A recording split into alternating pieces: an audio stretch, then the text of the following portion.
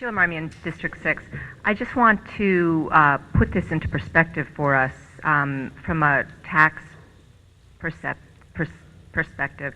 I believe you said 73,000. Is that correct, Representative Devlin? 75,000 reduction, which if we use the last metric that we were talking about, and maybe Mr. Mayor can help me with this, what would that translate into for the average taxpayer? Is that less than $5 tax savings per year?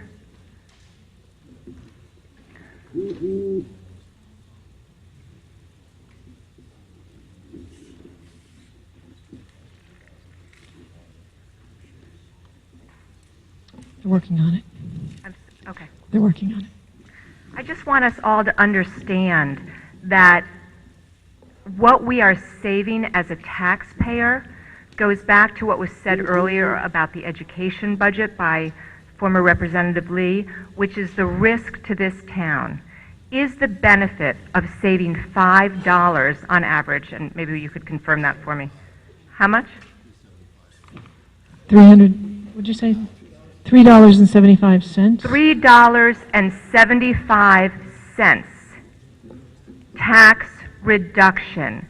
And for that, are we really willing to have our town libraries take that kind of a hit when they are used by every person in this town, whether they be a senior citizen, a person employed, unemployed, retired, working? I know as a working parent, I'm thrilled by the fact that my kids love going to the library. And part of that is, frankly, the teen librarian and the great job they do. When my kids, I have twins who are in, what grade are they in? 7th grade, and then I have an up-and-coming teenager, God help me. But when they went to Tomlinson, we got a letter, this was last year, just indulge me for a minute, and it was from the principal of Tomlinson, and she said, she wrote a letter to all the parents saying, do not have your kids hang out downtown. We do not want kids congregating downtown. The merchants don't like it. Nobody likes to see gangs of kids. I don't either, personally, but so what did I do? I said when my kids had after-school activities and I couldn't get there in time to pick them up after school, I said, meet me at the library. And they willingly go to the library. Is that not what we want as a community, for our kids to willingly go to the library and enjoy it? My kids are hungry readers. I get what you're saying about the need to purchase new materials. They want books. They hide books from one another in my household. They compete over books. This is thrilling for me. I think it should be thrilling for all of us that our teenagers want those books, seniors want those books. I know I go to the library regularly. Again, it goes back to what are we going to support in this town if not our library system? To save, what was it, $3.25? 75. You're willing to make this kind of a cut? Really think about this and what it says about us as a community. And I would also ask Representative Devlin if you could come back up here, please. I have a question for you. Point of order. Through the moderator, Thank you. could I ask Representative, when you are proposing this cut, are you proposing this for all of our libraries, including Pequot? So no, I am proposing this cut, as our librarian makes clear, for the public library, which is the Fairfield main branch and our Woods branch. And let me remind you, I do not make this recommendation lightly. $3.75 here, $2 here, $50 here. It is accumulation. It adds up. Our town is becoming unaffordable. This is something that is very, very difficult to do. We have to make compromises and sacrifices everywhere. We can't have everything. The teen librarian is fabulous. Our teen programs are important. Where are we going to choose? So I'm sorry. I know this isn't popular. I don't like making it, but it is something I feel strongly we need to do. Okay, thank you. I just want to point out that you're proposing a reduction to our town library. I would just make the point that we're not talking Pequot here, and I don't want to create a double standard in this town for our library system. Pequot is part of our library system. We really need to be cognizant of this. Thank you. Representative Gerber, followed by Hurley.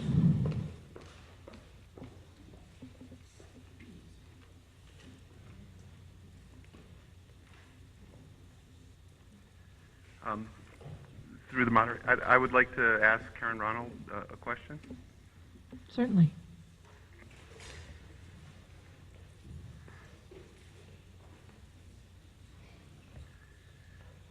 Hi, Mr. I've got my question is, can you let us know how many senior citizens use the library sort of in proportion to the rest of users of the library? I can't really give you an exact number, but I can tell you whenever we do programs and we offer 1,600 of those to our community, as of last year, when I look in an audience and a lot of the time I'm the one who introduces people, I would say in the programs we're talking a majority of the people who attend them other than children's programs are seniors. So I'm going to say 50%, it could be over than that. And it's because a lot of them are on fixed incomes. It's also they were brought up with libraries. They understand the value of libraries. They like the fact that, you know, we offer all this variety of programs just for the cost of their taxes. So I can't give you a library card number. We don't really ask for that when they sign up. But we do have 38,000 card holders in our system. Thank you. And this is not a setup. I just think it's ironic. You're talking about people on fixed incomes. We just cut $500,000 from the school budget, paying lip service to trying to help seniors on fixed income. And I just cannot believe that we're cutting our library materials budget back to 2000 levels, and we're hurting the very same seniors who use the library, you know, who have a reason. We're trying to give them a reason to stick around in town and sort of be willing to pay taxes that are higher because we have kids moving into this town. It makes absolutely no sense to me. And there's some irony here. When I look back at last year, when we had senior citizens looking for a program director sitting around till, I don't know, late at night, while this group debated Pequot funding, restoring Pequot funding, for hours. This makes absolutely no sense to me. Thank you. Sorry, I had Representative Hurley. He passes. Okay, then it was Representative Jacob.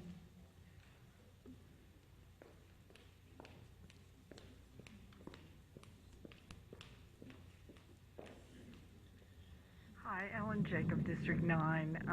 It is painful, no way around it, and I understand what my colleagues are saying. Okay. Ellen Jacob, District 9, this is painful. This is not fun. But how do we save our teen librarians? How do we not cut or reduce more from Board of Ed? How do we preserve a director for the senior center? It is really hard. So if you can think of a better way of doing this and helping our taxpayers and not keep building our budgets over each year over on top of each other, I'm listening, but I don't see any way around it. Thank you. Representative Donovan.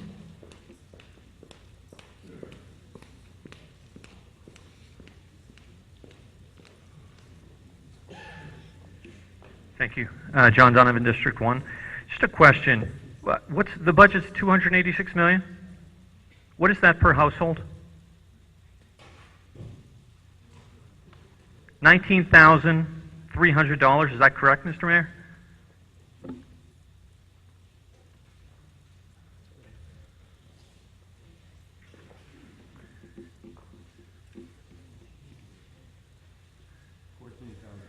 No, you're using 20,000 as a household number. Use it consistently. I'm sorry? 286 million. 20,202 residential households in the town. And 286 million divided by 20,000 is what? Mr. Mayor, if you can step to the microphone.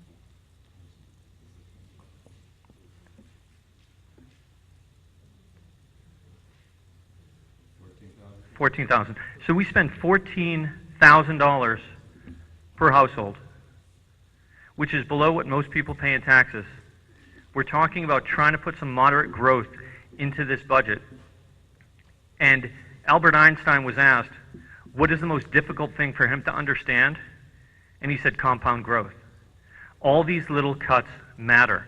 You can't have it both ways. You can't say that the Board of Education and the library over time, these cuts hurt it over time without saying the same thing is true of taxpayers.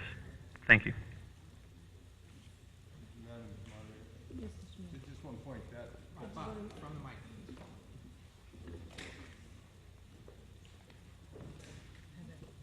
I'm sorry, just one clarification of those numbers. That's using the entire budget and only using residential. That's clarification with respect to those numbers. That was using the entire proposed budget divided by the total of the residential units in town. Does not account for the commercial property tax, which is about 20%. So when you adjust, it's 11,440. Just trying to be consistent with growth. Yeah, but it's apples and oranges. So I mean, the other numbers are apples and oranges too. I get it. Yeah. $3.75. Yeah, no, you're right. Yeah, it's not adjusting. Are there any further comments from members of the body? We have to have the public speak. Yes, I'm sorry. Representative Selectman McCarthy Vahey.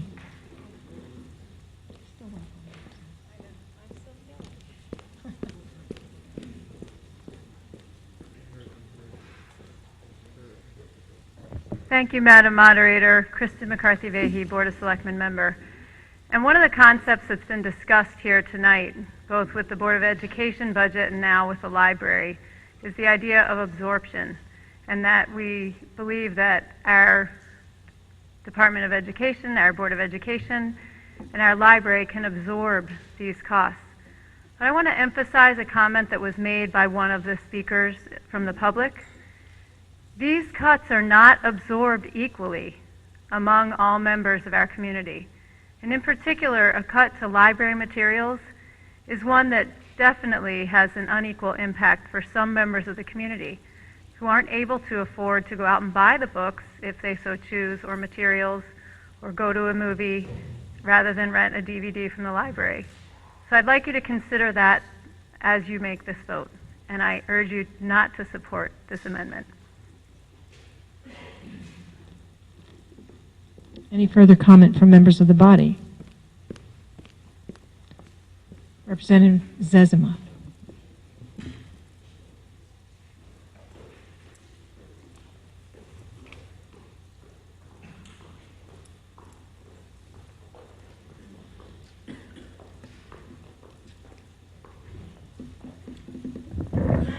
Thank you, Madam Moderator. Liz Zezima, District 6. This is my first time as an RTM member. And what really strikes me is that every single cut, and there are more coming, is made to people who are the most vulnerable amongst the residents of this town. The vast majority of them have asked us not to cut this budget. So all I can conclude is that Fairfield is turning into a town that has taxation without representation. Any further, I'm sorry, any further comments? Representative Dean.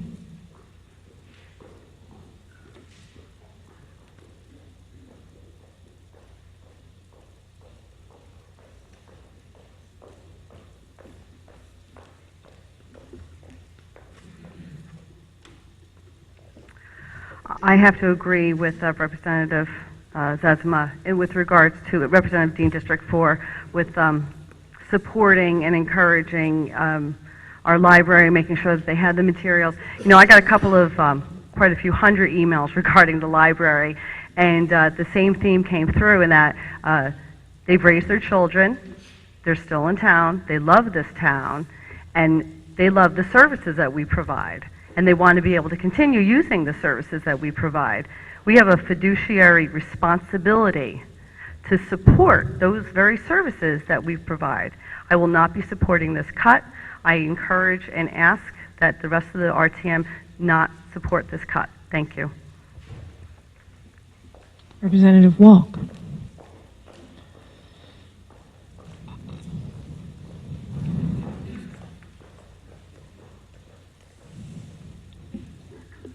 Jay Walk, District 6.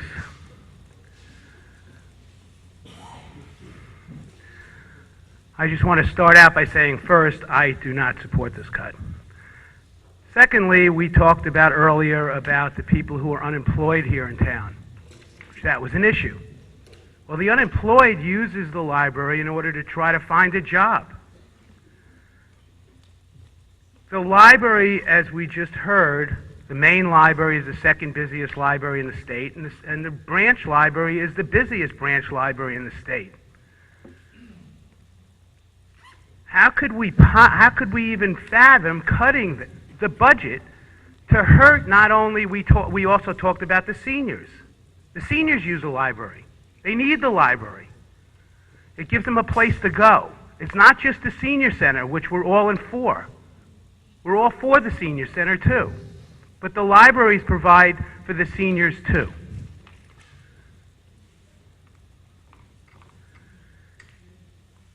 The libraries right now, as I've heard it, include the Pequot Library. The Pequot Library, I've heard, this is my second term on the RTM, I've heard from the Pequot Library that they're part of the library system. So if you're going to cut the public library system, then the Pequot should be part of this. They provide, and I don't want to see that either. I love the Pequot Library, we all do. But they are part of the library system, and they deserve a cut too if you're going to cut the public library. Thank you. Anybody else who has not spoken yet? Okay, Representative Jacob. I'll try harder.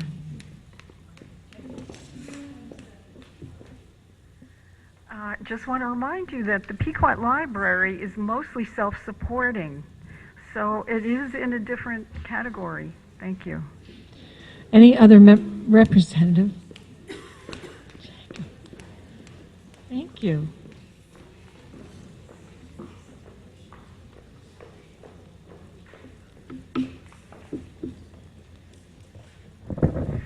Jennifer Hochberg, District 7. I'm very disheartened to hear about this reduction to the library budget. The library is a service that benefits everyone in the town of Fairfield, from babies all the way through seniors and everyone in between. I'm glad Representative Walk brought up folks who have been unemployed. I was unemployed for almost 3 years until I started working again last year, a year ago. And the library, the branch is the closest to my house. I was, quote, a frequent flyer there, so to speak, and it was in a way a safe haven for me to get out of my house and do some job hunting on the computers and also other research. But library materials? Are you kidding me? I don't understand that. I do not support this cut. Thank you. Representative Meyer? We're going to hear from the public first before we go. Are there any other members of the RTM that wish to speak to this motion? Representative Hopkins.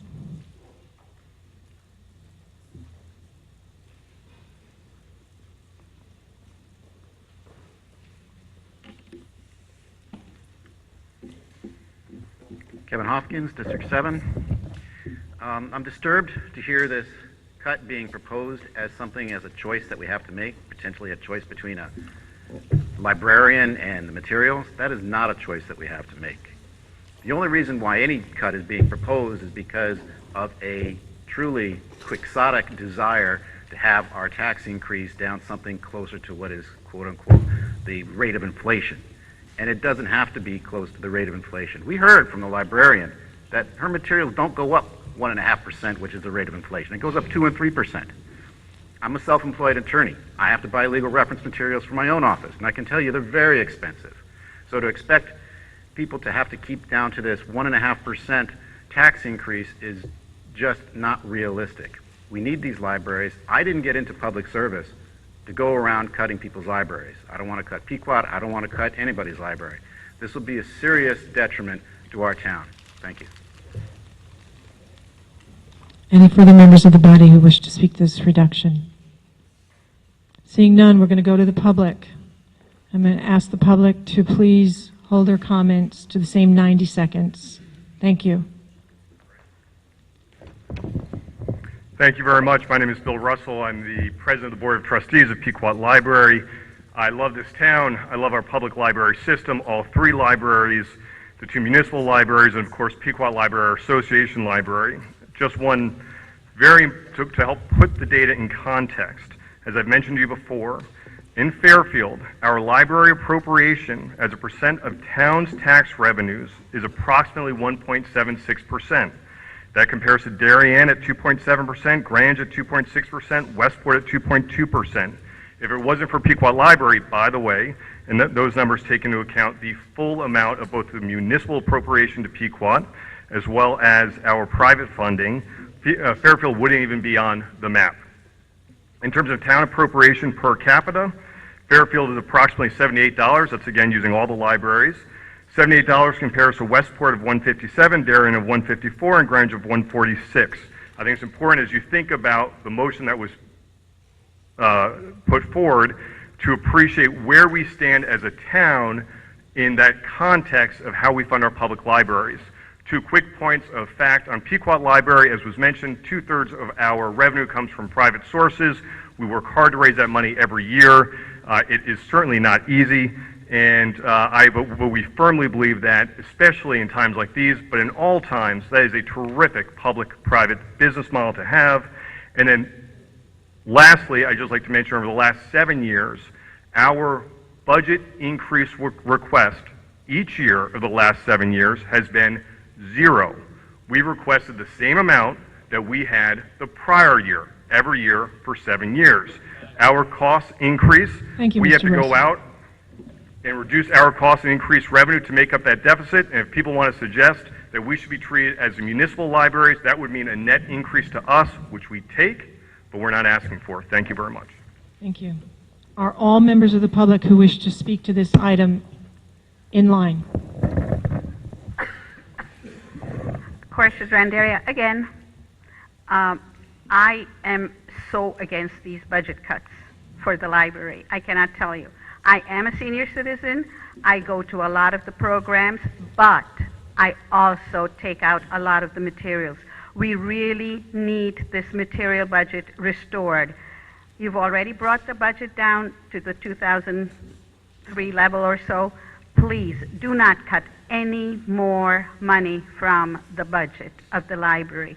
Not the teens, not the materials. We need them. I don't need my 90 seconds. Thank you.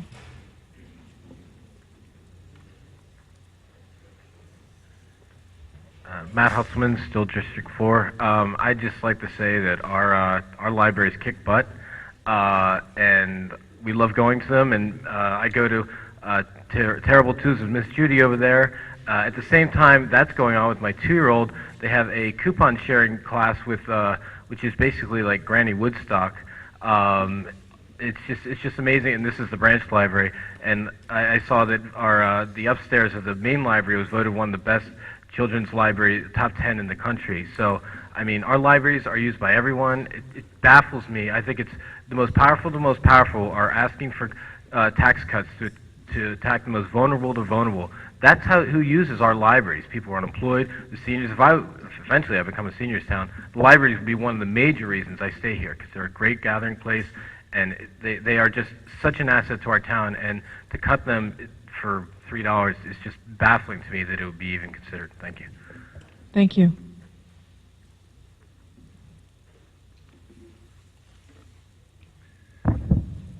My name is Bill Hopf. I'm in District 2. I'm the poster child for the people in transition that was helped by the library. I feel a couple of things that I think are important. It is great that I would guess that our library system is maybe the best in the state if we're second in the main library and first in the branch library. And I feel that it's important that we keep that going. I think it's important for the people who use the library, and there's a lot of people who do. So I'm in favor of keeping the budget the same for the library, and I ask that you do the same. And I think that for those who feel that they have a responsibility to cut our budget, I think you've already done a lot, and I'm hoping that you'll say to yourselves, well, maybe this will be okay if we let this go through. And you can say that you did your part already. Thank you. Thank you.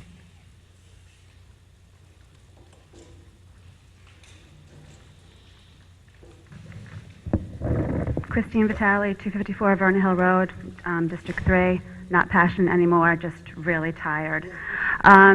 We've heard the word affordability said so often tonight and over the last few months.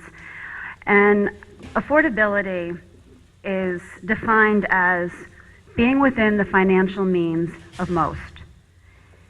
The majority of property owners in this town, their homes are assessed between $500,000 and $1 million. So I have a really hard time thinking that we can't afford, well, first to support our schools, and second to support our libraries, which service babies, birth to the grave, really. When I first moved to town, and I am a taxpayer, been paying taxes here for 17 years, only 6 of which, I had no kids in the system, I used to walk around town a lot. And I have to tell you, when I first moved here, it was pretty depressing downtown. And the Fairfield department store had closed, very few restaurants, very few, mom and pop stores. Everything was closing down. The library was the one place you could go downtown that was vibrant. And to hear you talk about closing it is just, it makes me sad. Thank you. Hello, Kristen Tierney, Putting Green Road. I'm the chair of the Fairfield Public Library Board of Trustees. Thank you all. This is my 6th year going through this along with you. So I want to thank you for your service to the town. I wanted to just speak about a few things that have come up tonight, so if you'll allow me to just look at my notes. One, a library is the cornerstone of any community, as is the education system, but books have been coveted for thousands and thousands of years as a tool that we've all learned from. We've all been able to travel. People who have come to this town have told us stories about how they read in a book that they could dream of doing something that they could never, ever, their parents didn't even think that they could do. They then went after their education, they came here, they raised their families. When my parents come from out of town, they use our library system, and I think for $3.75, it's a very arbitrary number, and so to hear that there's been research done on this, I am the chair, and I love this library, but I do know the research, and this makes absolutely no sense for our town. I understand that we need to look at prices and costs. I understand that. This just does not make any sense. I also want to speak to our usage. Our usage numbers speak to the need that our town has for our libraries from every single demographic. We are the busiest library branch in the state. We are the second busiest library. That speaks to the numbers. 1.2 million items, I believe it was just under that, were circulated through our system. That speaks to the need.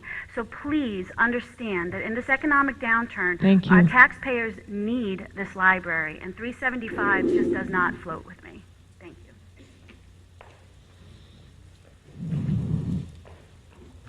you. Hello again. My name is Lisa Havey. I still live on Longview Avenue. Well, at least now. This will be the last time I'm speaking tonight. I know, don't look so happy. Your constituents all asked you, most of them asked you, a huge majority asked you to support the budget as a whole. That meant the library. It meant education, it means the police department. It means the whole town, the whole budget, as presented by a very thoughtful, very aggressive Board of Finance. I urge you to think about how this town is versus affordability versus desirability. It's desirable because we have such a great town. You're making it much less desirable. And if you ask yourselves, why is it so hard to talk about these cuts? Probably because you know they're wrong. Because your constituents want you to do one thing, but your party wants you to do something else. I urge you all to really think about that. Thank you. Thank you. Hi, Melissa Rosenblue again from Greenbrier Road. And as a single mother, I grew up bringing my son to the library. Every single year, he went and he did the reading program. And let me tell you something, that kid read 10 books in under a week. My son loves reading, and I cannot afford to keep him in books without the library. My parents go there, and they get books. They get movies. We have all gone there.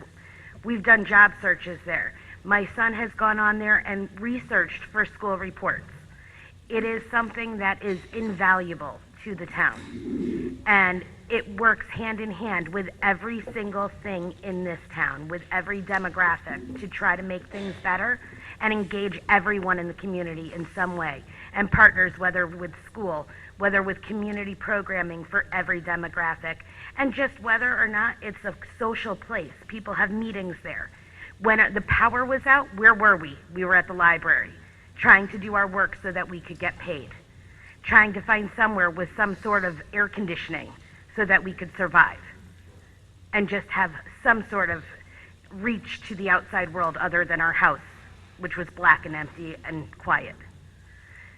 This is an extremely important part of our town, and it cannot be said enough how important it is.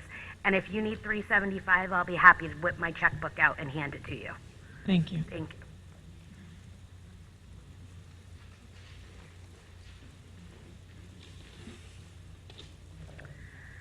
My name is Liz McLaughlin. I live at 90 Webb Road, which is District 5, and I'm new in town. So this is the first time most of you has seen me, and the first time I've seen you. I am a Republican for whatever that matters here in this forum, but I urge you not to cut $75,000 from the materials budget for the library. I haven't heard a reason why that's necessary. Someone of you talked about what I consider to be a false dichotomy. How can we preserve the teen program if we don't cut the materials budget? What I haven't heard is why a cut is necessary at all, and why a $75,000 cut that results in a $3.75 savings per household is not penny-wise, but pound foolish. If you give me $3.75, I can't buy a subscription to the Connecticut Post. I can't buy a movie that I can borrow for free from the library. I can't buy an e-book that I can rent from the library.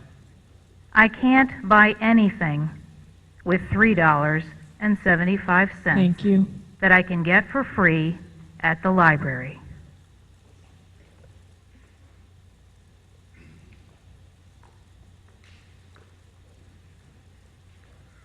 Good evening, town representatives and members of the public. My name is Joseph Rooney. I reside at 90 Can I ask you to Campbell Road. speak into the microphone, please? Yeah, I'll try it again. How about that? Thank you. Good evening, town representatives and members of the public. My name is Joseph Rooney. I reside at 90 Campbell Road, that's District 3. I'm a concerned resident, taxpayer, and member of the Board of Trustees of the Public Library. I would like to voice my support for the library and their proposed budget. While I appreciate the efforts of RTM members to address affordability issues facing this town, I believe those efforts require a deep analysis and understanding of the costs associated with each town service. That is a very difficult undertaking during the short period before the budget vote. Given that the library budget was cut significantly in budget year 2013, I maintain that the library is already doing more with less. If approved as proposed, the library's budget will have increased 3.25% between 2011 and 2015. not annually, but overall 3.25%. That increase is substantially below the rate of inflation for the same period. I believe the library represents a value proposition when you compare the very modest increase in cost versus the exponential increase in visitors per day to the library and the expansion of programs, services over that period. Please continue to invest in our library. Thank you for your service. Thank you.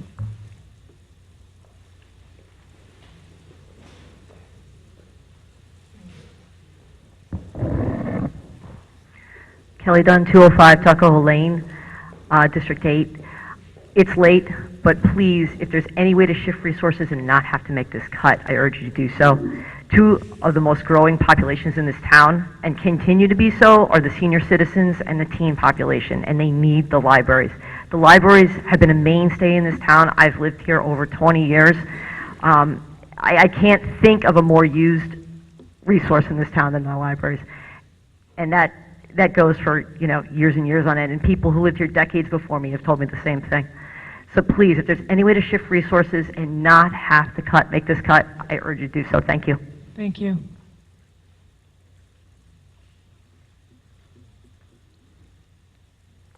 Hi, I'm Ken Lee, 71 Road Avenue. The library is the only service the town provides that my mother used for the last 20 years of her life.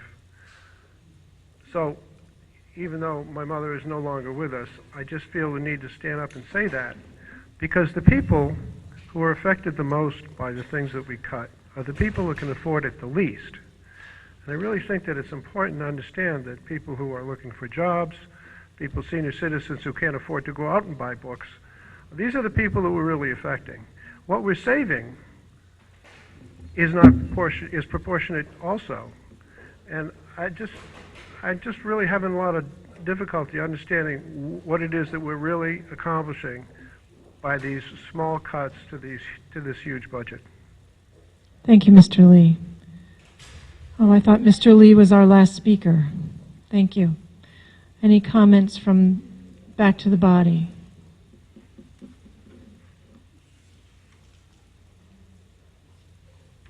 No further comments or questions from the body. Seeing none, I'm going to go to a vote on the motion to reduce $75,000 to library materials. John Donovan? Yes. Michael Hurley? Yes. Jay Lipp? Yes. Gaylord Meyer? Yes. Eric Sundman? No. Pete Ambrose? Yes. Catherine Burstein? Yes. Daniel Schindler? Yes. Jeff Steele? No. Keith Varian? Ed Bateson? Yes. Laura Devlin? Yes. Hank Ferentz? Yes. Dave McKenzie? Yes. Mary McCullough? No. Heather Dean? No. Joe DiMartino? He's gone. Bill Gerber? No. Joe Palmer? Yes.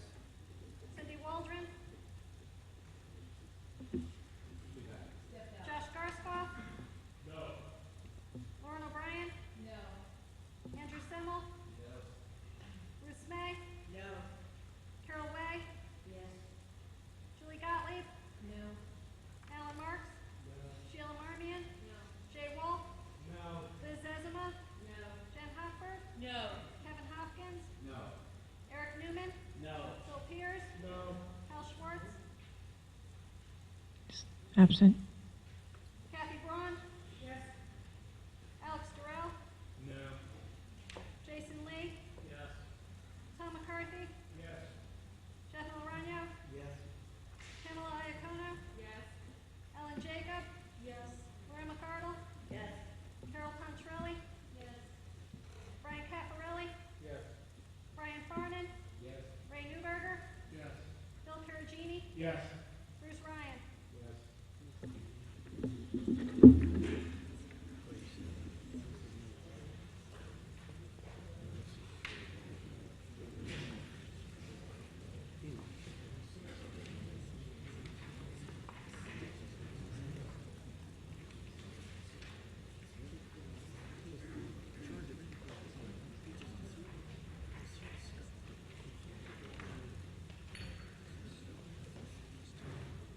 The motion passes 27 to 19. Representative Bateson.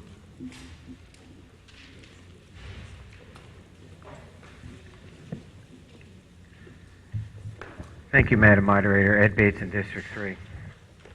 I'd like to propose a reduction to the Public Works Operations budget, Department number 5030, line item 57002, paving. I'd like to make the reduction in the amount of $250,000. My reasoning is that this will bring it down to the amount we paved last year, basically $2.750 million. My rationale for this is pretty simple. Given the debates we've had this evening, any reduction, like most of you, I might find unpalatable. At this time, though, I don't feel comfortable increasing what we've done last year. When it comes to this line item, I'd rather maintain the status quo for the time being. When certain other things maybe start to ease up in the budget in the coming years, mainly our contributions to deficits, maybe our health care gets under control, and maybe, retiree benefits lighten up, maybe we can start going back to that pre-planned number that we want. But at this time, I just don't think it prudent. Thank you. Representative Ryan. Any conversation or discussion by members of the body?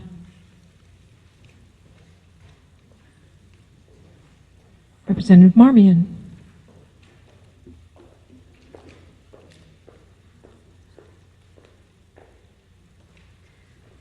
Sheila Marmion, District 6. Through you, Madam Moderator, to Mr. Michelangelo, if he's here somewhere.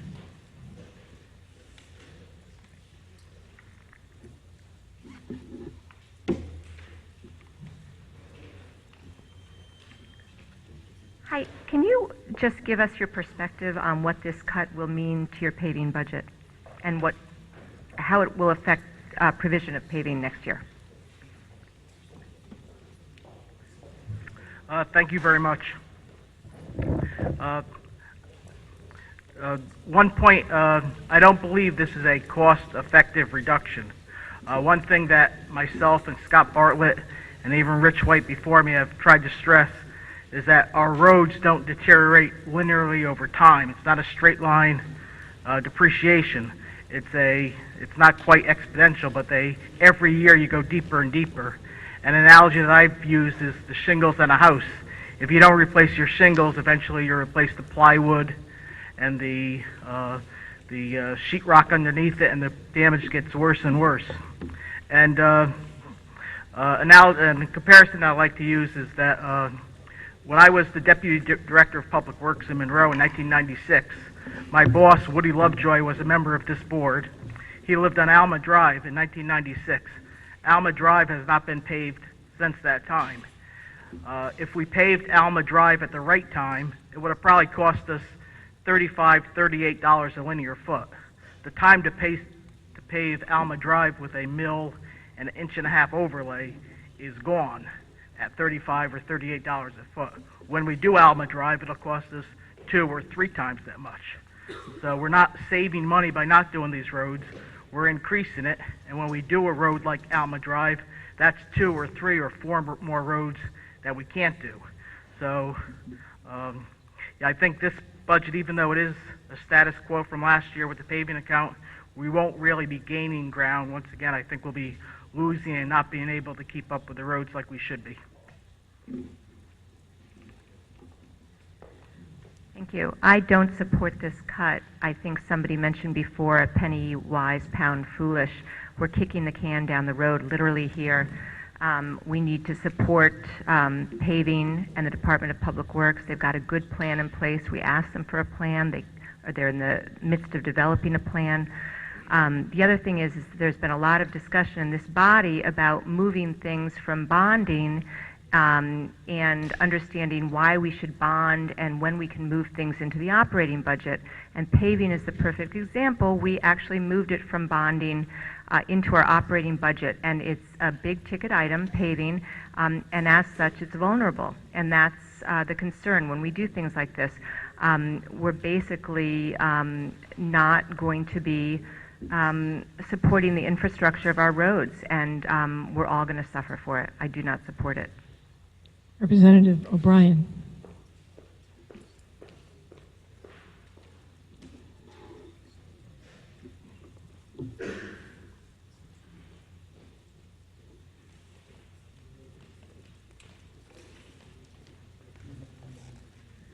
Lauren O'Brien, District 5. I think time and time again we've asked Public Works to acquiesce and back off and help us with the budget.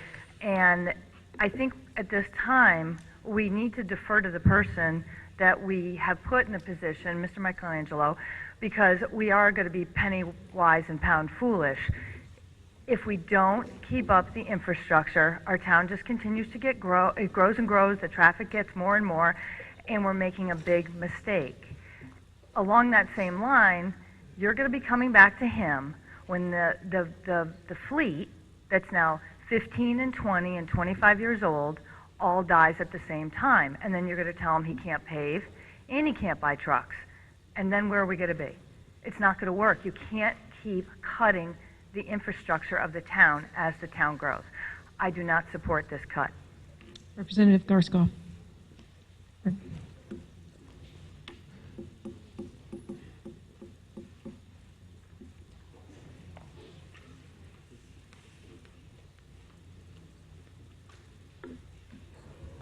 Thank you, Madam Moderator. Josh Garskoff, District 5. Through you, I would like to ask Mr. Michelangelo a question, if you don't mind. Certainly. Park Avenue. It straddles Fairfield and Bridgeport. One side is basically destroyed, and one side is hanging on pretty well. I travel on that road a fair bit. Can you explain why the two sides are different?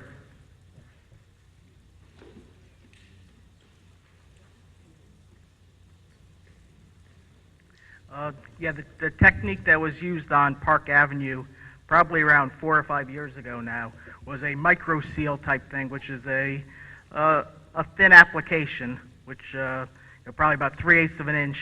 And the idea with that is you try to get a road, as I mentioned in the pavement cycle, you try to get it at year 7, 8, 9 after it's been paved to lengthen it out to year 15 or so, and then you do it again. So that's the textbook example. That could be in a pavement clinic, Park Avenue, where our side of the road, we did use the pavement preservation technique, micro sealing, which I talked about the $38 a linear foot for the 1.5-inch asphalt. That's probably around $15 a linear foot. So roads like that are the right time to grab them, to preserve them, to get length out of your pavement. This way you're not redoing a road with asphalt every 15 years, which we can't do. You try to stretch it out longer and longer by these different techniques that we've been successful at. Thank you. Before you go, so can you estimate how much longer that road, our half of that road, will last because of the technique you used, and also how much money more it may cost Bridgeport when they finally get to the road to repair it than it will cost us?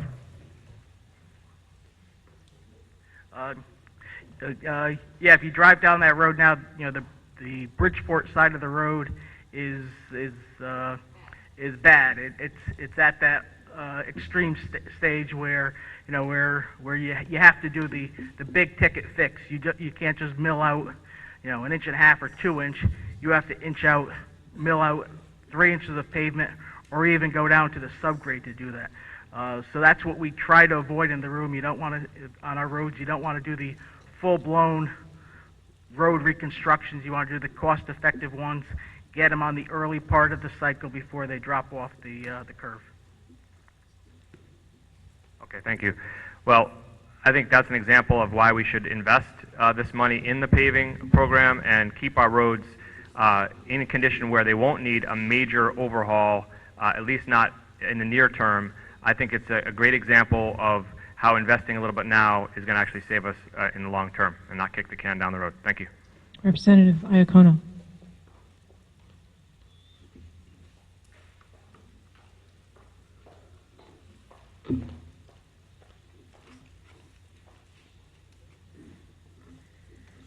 Pamela Iacono, District 9. A couple of meetings ago, there was a capital request for bonding for doing some sidewalk work, and I couldn't support it because those are the types of projects that I don't think we should bond. I think they should be in the operating budget.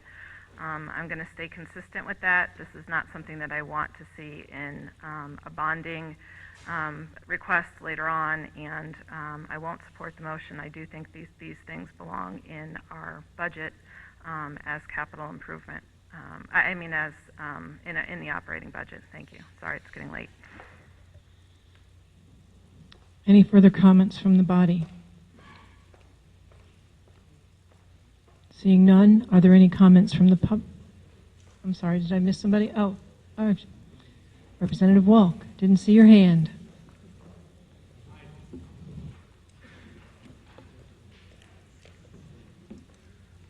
Thank you, Madam Moderator. Jay Walk, District 6. I have a question through the moderator, Madam Moderator, to Joe Michelangelo. I just have this quick question. I've been riding around town as well as everybody else have, and I've been seeing all the potholes all over our roads. Do we have a grip on, is this, so if this gets cut, then the potholes don't get filled? That's my question to you.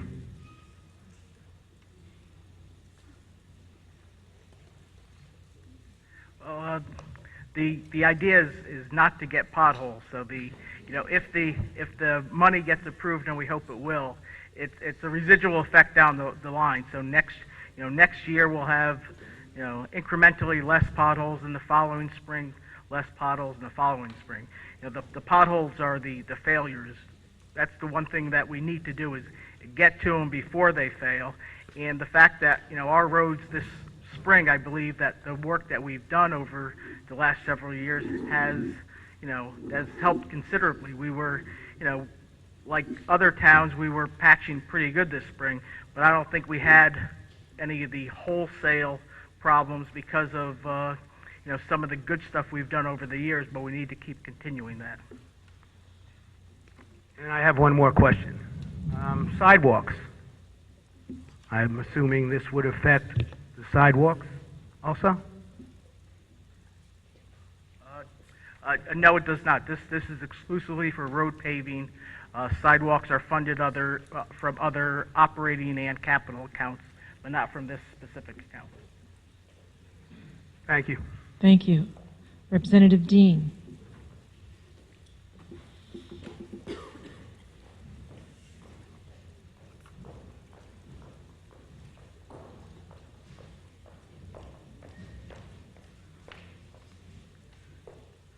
Representative Dean, District 4.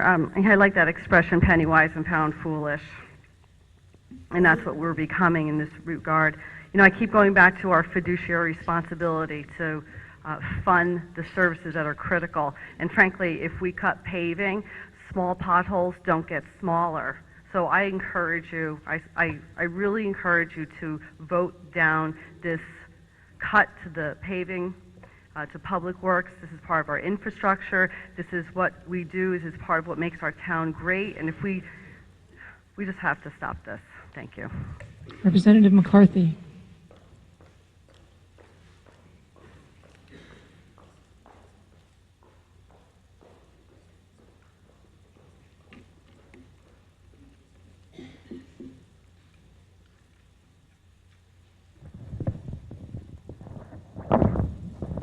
Tom McCarthy, District 8, and Chairman of Public Works and Planning. I'm going to support this amendment to the budget. I don't like not paving. I'd like to pave more. But as was said at the outset, this is about reducing the amount of the year-over-year increase of this budget. And honestly, we don't have many good choices. We've got bad choices and worse choices. And this is the tough decisions that this body has got to step up to keep the spending year over year to a tolerable level. Representative Gottlieb.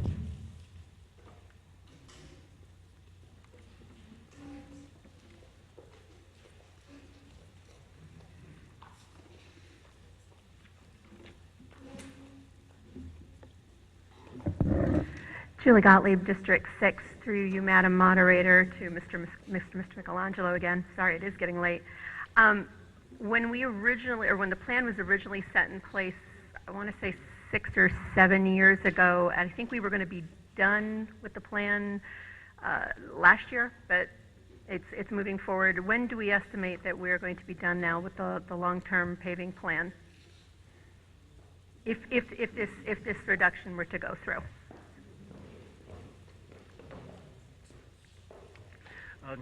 Now we have 275 miles of road, plus our town parking lots in our building, which is probably the equivalent of another 15 miles. And I know it's been debated what that right number is as far as an annual funding source. But that's the annual investment we have to make in our town roads to keep that going. So your roads are a never-ending cycle. So once theoretically, once you get to year 20 or 25 or whatever, you start back again from year 1. And while I'm up here, I'll make a couple other points that I neglected to the other times. One thing about paving is, it's a direct return of the tax dollars. There's really no loss. If the money gets funded, it gets directly into the roads of our town, very quickly. Within months, it gets used. And we talked about, I'm an education supporter, I'm a library supporter, but the roads is truly something that everybody uses, whether you're 2 years old or 92 years old. You use them for work, for play, for school, for everything. And I think some people touched on it, that that it does add to our community, to our property values. When our neighbors come into our town, they don't know much about our town, but think about when you go to another town. You judge that community by the roads. When you're traveling to the roads, what you see. That's the only thing that you have when you enter a town, what your vision is of that town. So. Thanks. I'll just conclude by saying this is probably, I'm in District 6, this is probably what I get the most calls and emails on, during the normal course of the year. Has to do with potholes or paving or the edges of the road near someone's home. So I do not support this reduction. Are there any members of the body that have any comments or questions?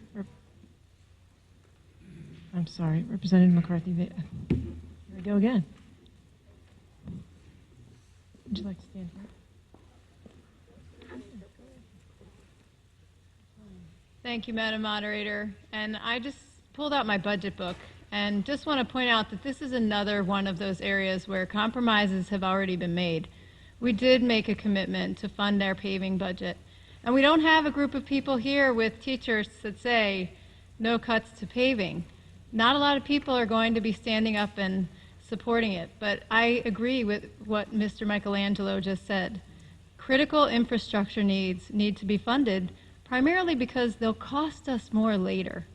That's really why I support this budget as it stands, because we will spend more money later. We may save in this budget, but over time we will end up spending more. Thank you. Representative Schwartz.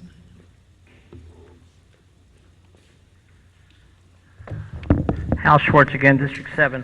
I just want to clear up some of the statements that have been going on here. A lot of the members have been coming up to this podium and saying it's this body's responsibility. I'd like to remind the people that are still sitting here and everybody who's going to be watching this later that it is not this body, that the majority party has decided that this was the tack that they were going to take, and they brought these cuts forward knowing already that they had the 26 votes that they needed. So please own up to the cuts and the reductions that you're making. Don't say that this body is doing this and this body is doing that, because I can tell you that I don't agree. I'm a member of this body, and I don't agree with any of these statements. As far as what we have before us,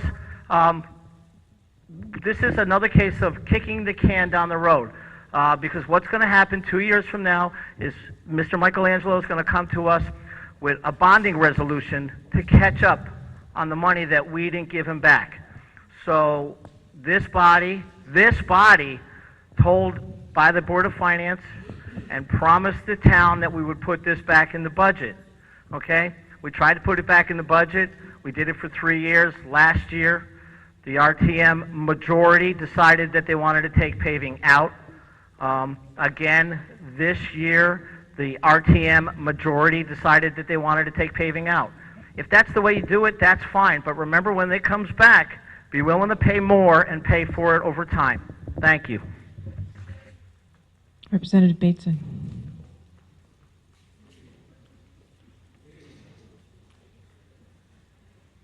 Thank you, Madam Moderator. Ed Bateson, District 3. I assure you there's nothing Machiavellian with our caucus, and as to whether we have all these votes, God only knows at this hour of the night. When it comes to things like this, kicking the can down the road, I respectfully disagree. There is other things in the budget that I see in the next couple of years that might be freeing up that will allow us to go back to this plan. At the present time, though, honestly, we can't do it all. We can't give out all the retiree benefits, which is a significant line item driver this year. $500,000 to fund our surplus. You know, healthcare reserves. You know, what trend factor are we using? Something has to give. Now, through proper planning at the executive level, we can accomplish and get rid of some of those other factors, and that will allow us to go back to the plan, which, in my estimation, that's where I want to be. So I'm asking you for this year to support this amount. Thank you. Any other members of the body to wish to speak to this item? Okay, seeing none, I'm going to ask that any member of the public that wishes to speak to reduction to the paving budget of $250,000 to please step forward, and I will ask that you hold your comments to a minute.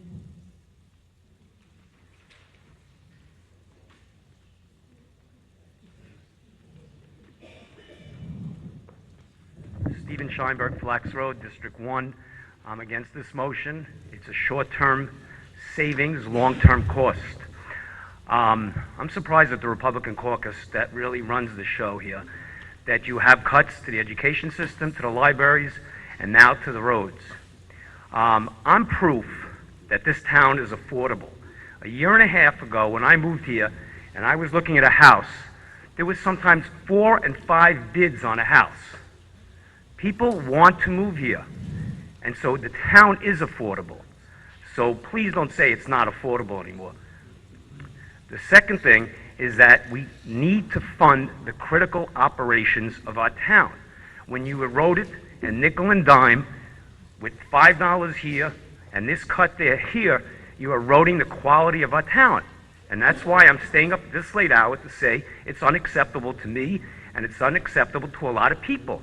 So please stop this budget cutting. The Board of Finance looked through the budget, controlled by Republicans. The Board of Selectmen looked through the budget and is controlled by Democrats and voted the budget that you have presented. And all you're doing is trying to get to $1.1 million with all these cuts. Thank you. And please don't cut public safety, because I may not be up here to do that, because I think that you're going to do that too. Thank you. Mr. Bartlett. I'd like to speak as the Superintendent of Public Works, not as a citizen, if I Go could. ahead. Thank you. Just a couple of points I hope to clear up. This current budget with the funding at $2.7 million, we accomplished 93% towards our goal of 288 miles. The budget on the table at $3 million, based on the condition of the pavement, is going to achieve us 232 miles, or 81% of goal. So if you cut $250,000, we'll be below that 81%. So we're not even close to the 100. Furthermore, we felt coming into last year's budget we'd be at 3.7. We felt this year we'd be at 3.7. When we look at those two reductions, we look at what's on the plate next year, we're assuming we're coming in at a $6 million request. So do what you have to do. I've been the biggest supporter of doing different things with creating weekend shifts, cutting overtime, turning back trucks. I've done everything I can do, but in all fairness, this is the amount of money we need to pave our infrastructure and maintain our infrastructure. Every year it's a tight year, I get it. The numbers are what they are. If we don't fund it, it's more than kicking the can down the road, guys. It's paying me more. Another question was asked about Park Avenue. That procedure cost us $4 a square yard. Mill and fill's about $12 a square yard. Total reclaim, $24 a square yard. A lot of bright people here. You guys know what those numbers add up to be. 17,600 square yards in a mile of a road. $4, $12, $24, 17,600 square yards in a mile. Thank you. Thank you. Back to the body. Any other questions or comments from the members of the body? Representative Steele?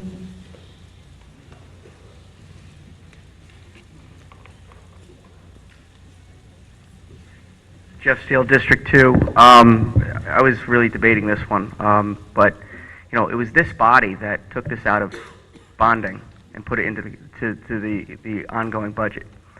This body did this. We had a game plan. It took us years to do this. Years. I remember when Jim Walsh was on, he was one of the leaders on this. And we took it out of bonding. We put it in the main budget.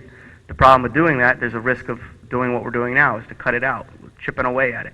And we had a game plan in place. We had a whole spending plan in place that I thought would keep the infrastructure going and take it out of bonding. So I think I'm with Representative Iacona on this.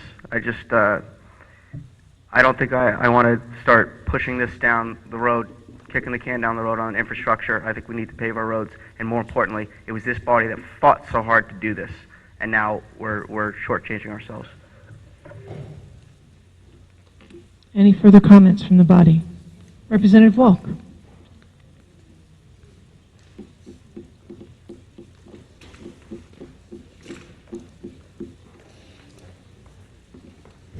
Thank you, Madam Moderator. Jay Walk, District 6. So, here we are. We're wondering whether we should pave or not pave. Well, we wondered a long time whether we should fix our schools or not also. We waited a long time to fix our schools until our schools were basically crumbling till we had no other choice to do it. Now, as far as like figuring out maybe a few years down the road, we can find a way that we can do the paving then and not now. What happens if something else happens then? Then what do we do? So do we pay for it now or do we pay for it later? And yes, I echo my minority leader, Hal Schwartz, that we are kicking the can down the road again. Thank you. Any further comments from the body?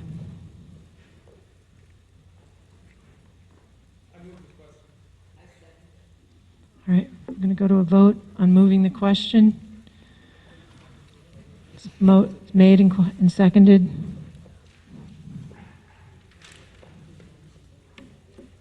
I'm sorry. Do you all understand? Moving the question means that we stop debate on the motion that's on the floor, which is to reduce $250,000 from the paving line. It's a two-thirds vote. It must pass in order for us to stop the discussion. Okay? This is the vote on whether to vote, and next will be the vote. Correct. Yes. Good job. I'm learning.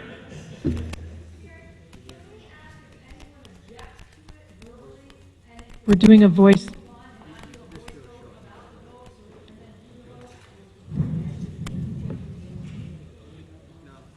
No, voice vote. All right, all those in favor of calling the question, please signify by raising your hand. All right, bad way. Let's do it the other way. All opposed to calling the question. Representative Dean, Marks. When I say your name, Zezima, would you put your hands down? Waldron, Schwartz, Marmion, Gottlieb. Got you. All right, I believe the motion passes. Yes. All right, we're back to the motion on the floor, which is a reduction of $250,000 to the paving line. Do you need the line number? All right. Would the clerk please call the roll? John Donovan? Yes. Michael Hurley? Yes. Jay Lipp? Yes. Gaylord Meyer? Yes. Eric Sonman? Pete Ambrose? Yes. Catherine Burstein? Yes. Nathaniel Schindler? Yes. No. Keith Varian? Ed Bateson? Yes. Laura Devlin? Yes. Hank Behrens?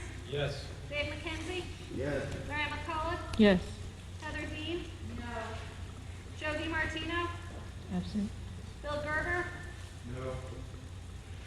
Joe Palmer? Yes. Cindy Waldron? No.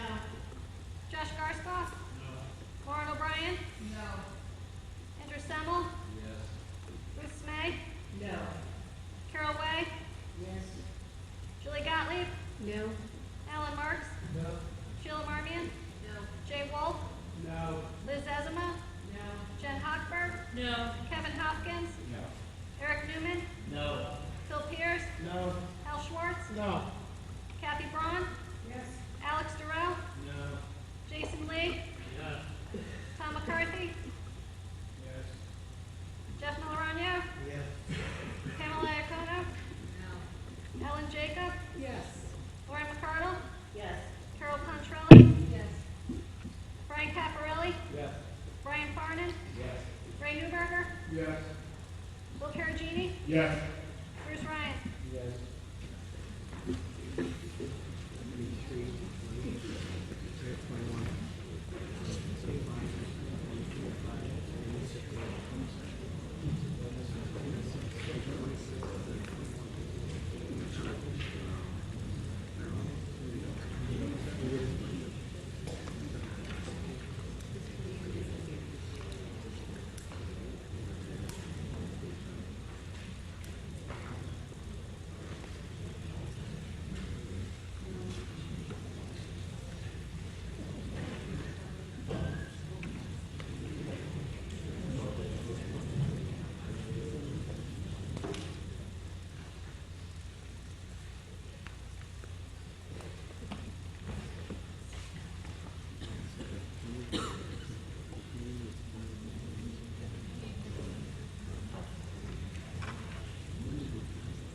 The motion passes 28 to 19. Are there any, Representative Iacono? Okay. Are there any further motions? Representative Iacono?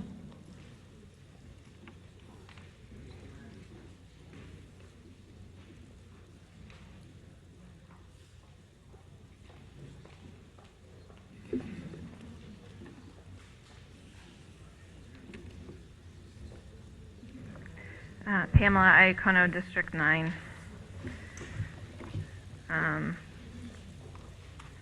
Madam Moderator, I would like to make a motion to reduce in the Tax Collectors Department 3090, reduce one full-time clerk typist to part-time with no benefits.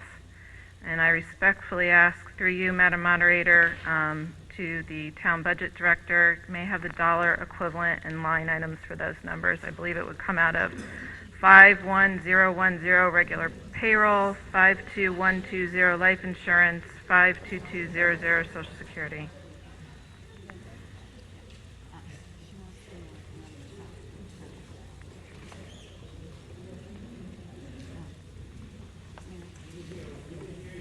Oh, I made a motion to reduce the full-time clerk typist in the tax collector department from full-time to part-time with no benefits. I'm just waiting on the dollar number from the budget director. Can you hear me now?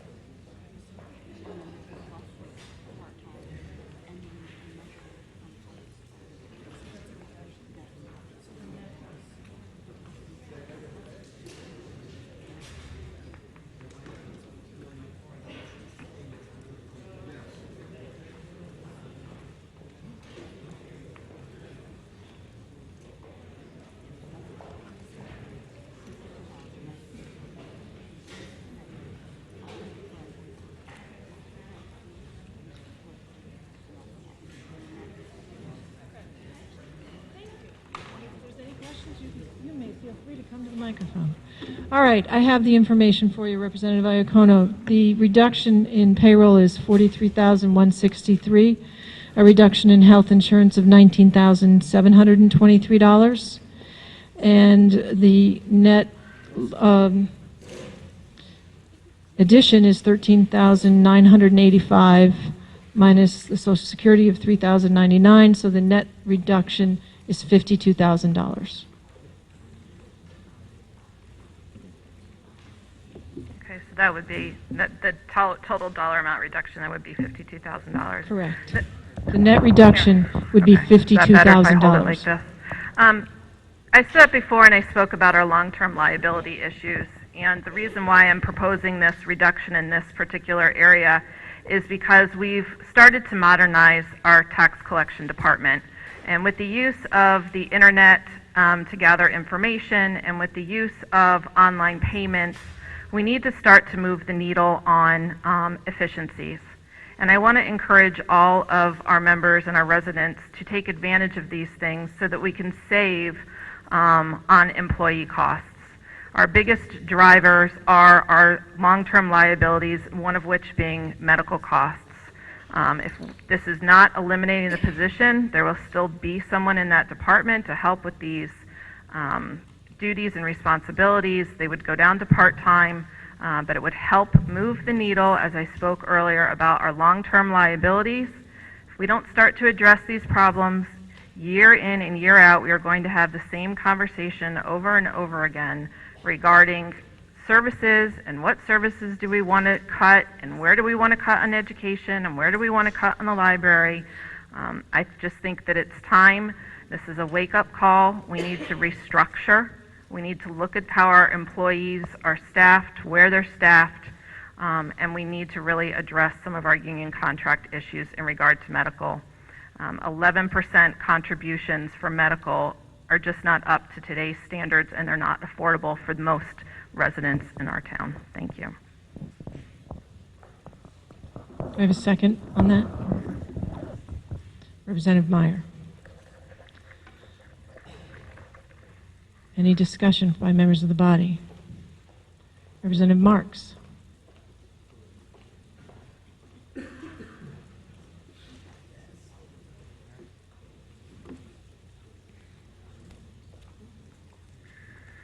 Thank you, Madam Moderator. Alan Marks, District 6. Through you to the tax assessor, I'm curious what the effect of this cut will be, changing the position from full-time to part-time, and will it have an effect on our ability to collect taxes in a expedient manner?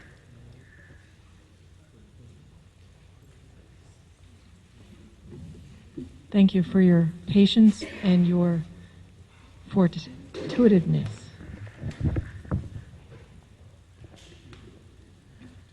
Hi.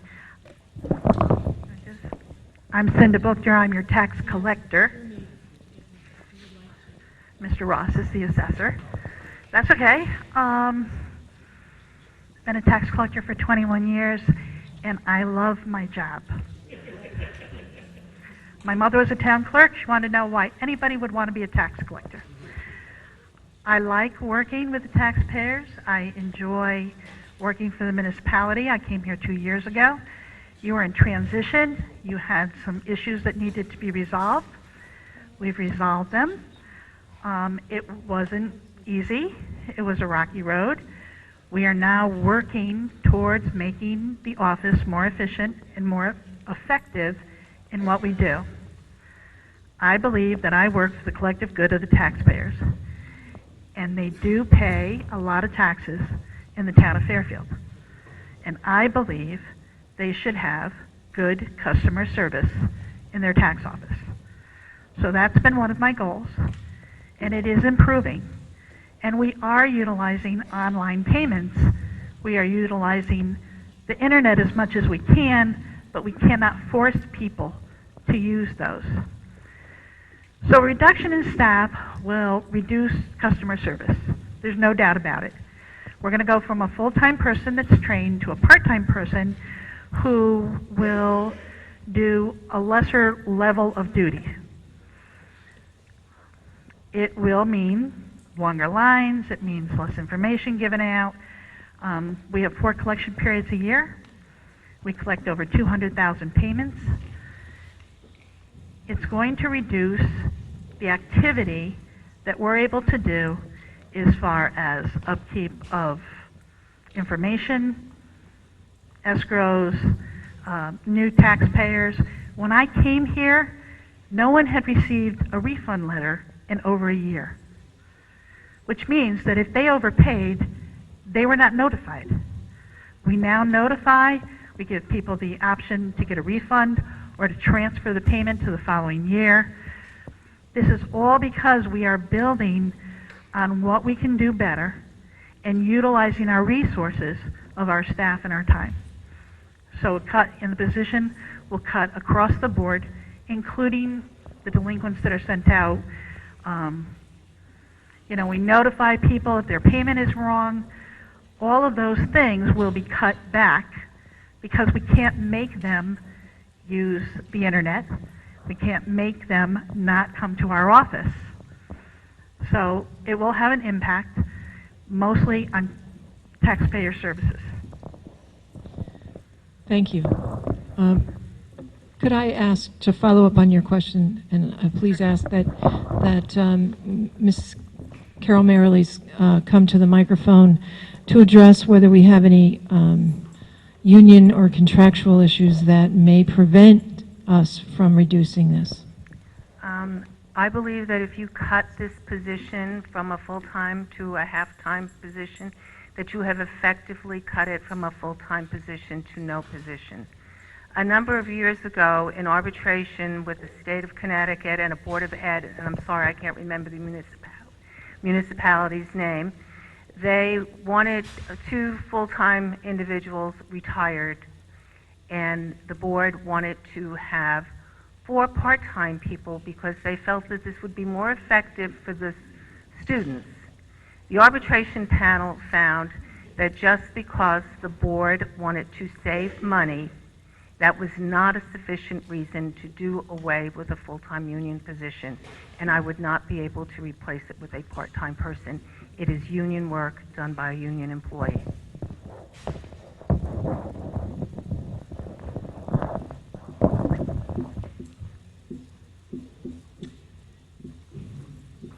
I'd like to call a party caucus, please. Okay, we have, I'll yield the floor. we're going to call a 10-minute recess for party caucus. Are we going to go to our respective rooms? Yes, I'm hoping they're still open. Back. Can I ask all the members to please take their seat? Representative Iacono is at the microphone.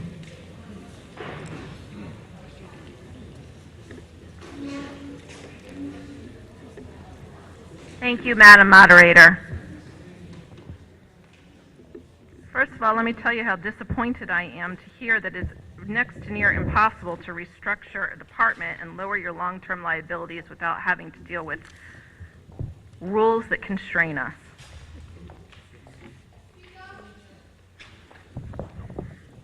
Through the moderator to Mr. Mayor, I understand that you said that it would be okay to take money from surplus in lieu of adjusting this position. Is that correct?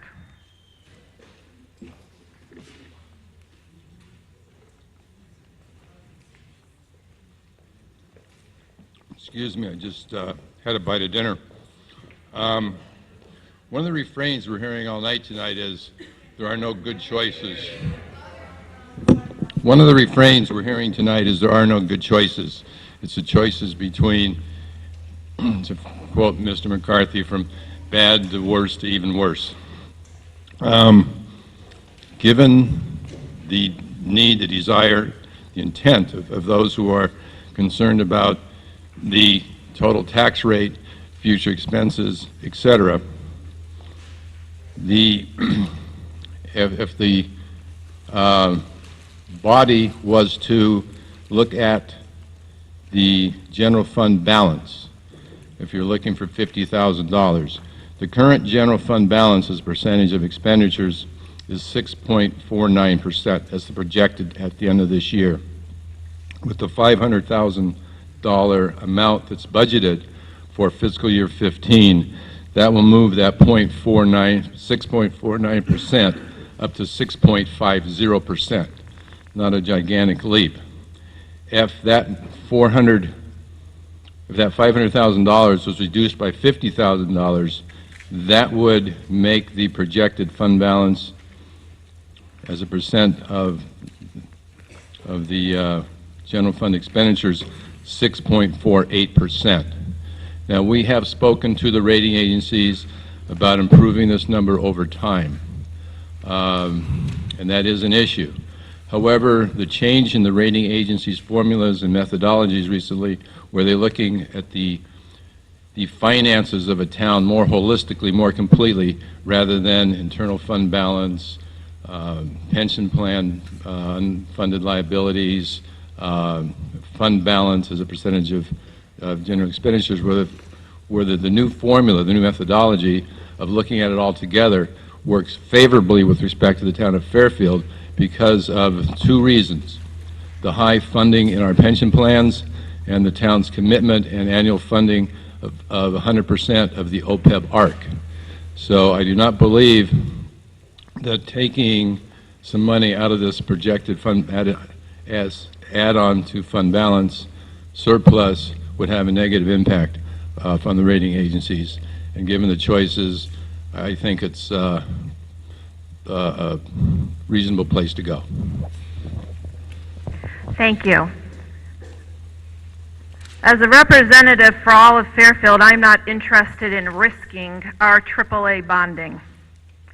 I stood up here earlier this evening and talked about moving the needle on long-term liabilities, and I'm very disappointed to hear that I can't do that because of the constraints that are placed on us, handcuff us, and don't let us move forward with changing and restructuring in departments. I won't support a reduction to the surplus. I will rescind this motion because I don't want to have to deal with litigation. I'm very disappointed the HR department didn't call us when we called and let them know that we were making this proposed reduction. So I withdraw my motion, and I go on record that we really need to do something to move the needle on these long-term liabilities, or we are not going to be able to fund our services going forward. Thank you. Are there any further motions?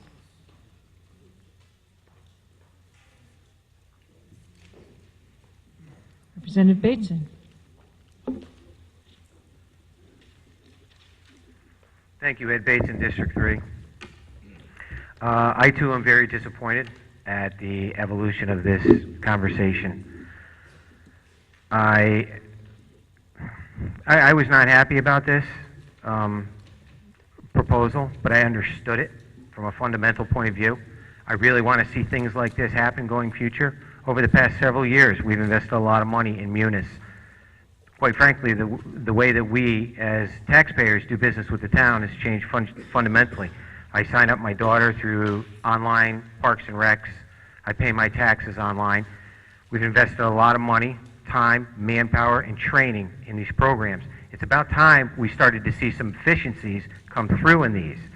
And I do expect to see a reduction in manpower in certain departments in the coming future because of all this investment in technology and training. Given that, given what we heard from Mary Carol Merlee's Human Resources about possible ramifications of reducing this position, I agree with Ms. Iacono withdrawing her amendment. But I also appreciate the offer of Mr. Mayor in going to the surplus. However, I don't feel qualified to go there because I really think that when it comes to those line items, that's something that I personally have relied very heavily on the Board of Finance and at your level to deal with those rating agencies. So at this time, I'm a little uncomfortable proposing or transferring or reassigning those dollar amounts to the surplus. So I might pass on that one.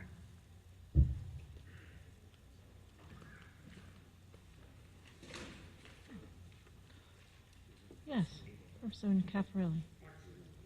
Oh, okay. Are there any further motions? Representative Bateson. Sorry, I forgot it was my turn. I didn't know we were taking turns. Thank you. Ed Bateson, District 3.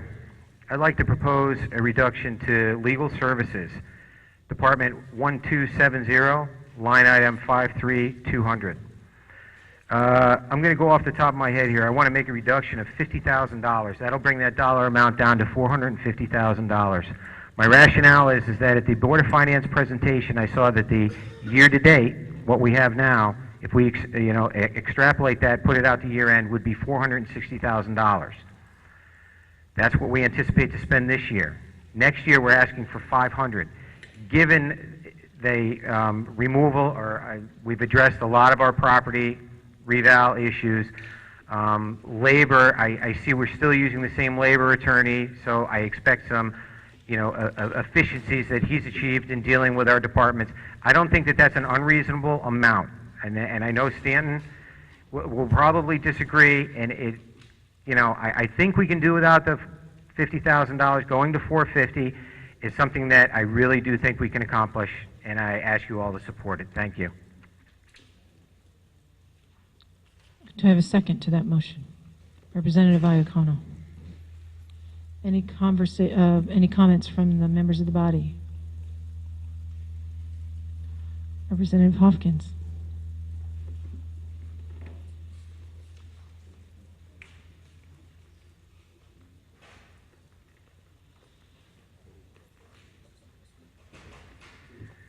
Through you, Madam Moderator, I'd ask Mr. Lesser if he could tell us what he thinks this cut will do to his department.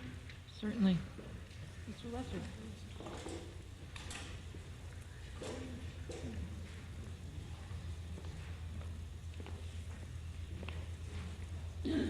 Quite frankly, I don't know. I estimate as best I can what we're going to need for next year. There are a lot of factors that go into what we spend for legal services, how cases move along, whether we settle cases, how negotiations are going. I think if we incur legal services to defend the town, we have to pay them, and that's really the bottom line. So if this body wants to do that, I think they're going to take a risk, but the risk is that if we run over, the money will have to come from somewhere, contingency or surplus. I don't know, Mr. Mayor could probably answer that. If it's a risk you're willing to take, we'll defend the town whenever we get sued, and we'll represent the town. We're not going to change that. I have tried to get some efficiencies. We've gotten some lower rates from some of the attorneys and tried to settle cases that we felt would cost a lot of money to defend out all the way. And I think that's one of the reasons you're seeing a little bit lower this year than we'd projected. But who knows what's going to happen next year. So it's your risk to take, and if that's what this body wants to do, I'll live with it. So. Thank you. Sounds like it's a risk. And where's the money going to come from if legal services go over? It's going to come from contingency, which I think we just said that we're not going to cut. So I don't see how this cut makes any sense. Representative Bateson. Ed Bateson, District 3. I didn't say I wasn't going to cut contingency. I said I wasn't going to cut contribution to surplus. Thank you. Any further comments from the body?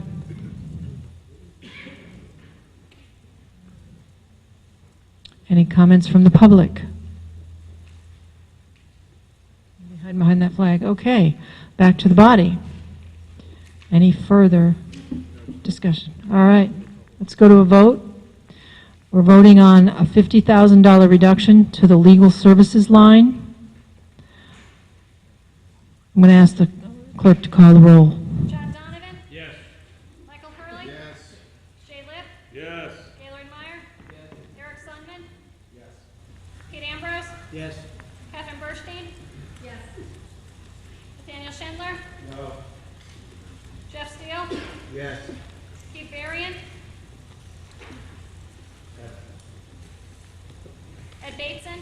Yes. Laura Devlin? Yes. Hank Ferentz? Yes. Dave McKenzie? Yes. Mary McCullough? Yes. Heather Dean? No. Bill Gerber? No. Joe Palmer? Yes.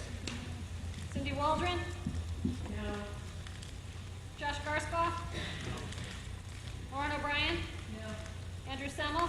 Yes. Ruth Smay? No. Carol Way? Yes. Julie Gottlieb? No. Alan Marks? No. Sheila Marmion? No. Jay Wolk? No. Liz Ezema? No. Jen Hochberg? No. Kevin Hopkins? No. Eric Newman? No. Phil Pierce recused himself. Hal Schwartz? No. Kathy Braun? Yes. Alex Durrell? Yes. Jason Lee? Yes. Tom McCarthy? Yes. Jeff Nalarano? Yes. Pamela Iacono? Yes. Ellen Jacob? Yes. Lori McCardle? Yes. Carol Contrelli? Yes. Brian Caparelli? Yep. Yes. Brian Farnan? Yes. Ray Newberger? Yes. Bill Perugini? Yes. Bruce Ryan? Yes.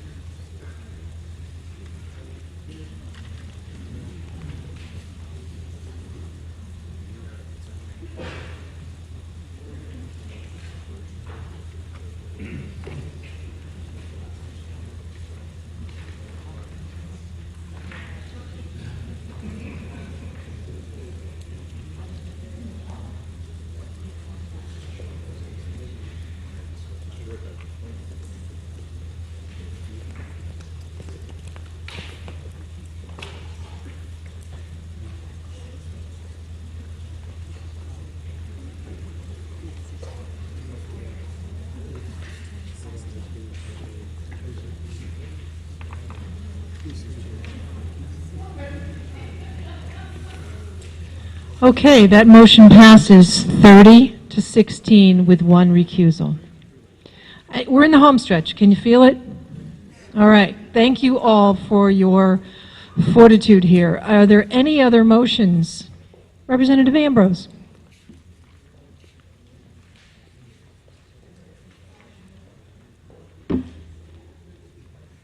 Peter Ambrose, District 2. I'd like to propose a reduction to the police department budget by proposing a reduction of line item 57,000. It's the capital outlay on page 212 of the town budget from $360,569 by $70,000 to $290,569. Effectively, this would remove 2 new police cars this year from the annual fleet replacement program that the town has. My purpose in doing this is not to serve as to be repeated going forward. However, I think for this year we can do this, and it will mean a substantial savings of $70,000 this year. It's my understanding that the police cars are normally serve up to 40 to 50,000 miles, at which time that they're replaced.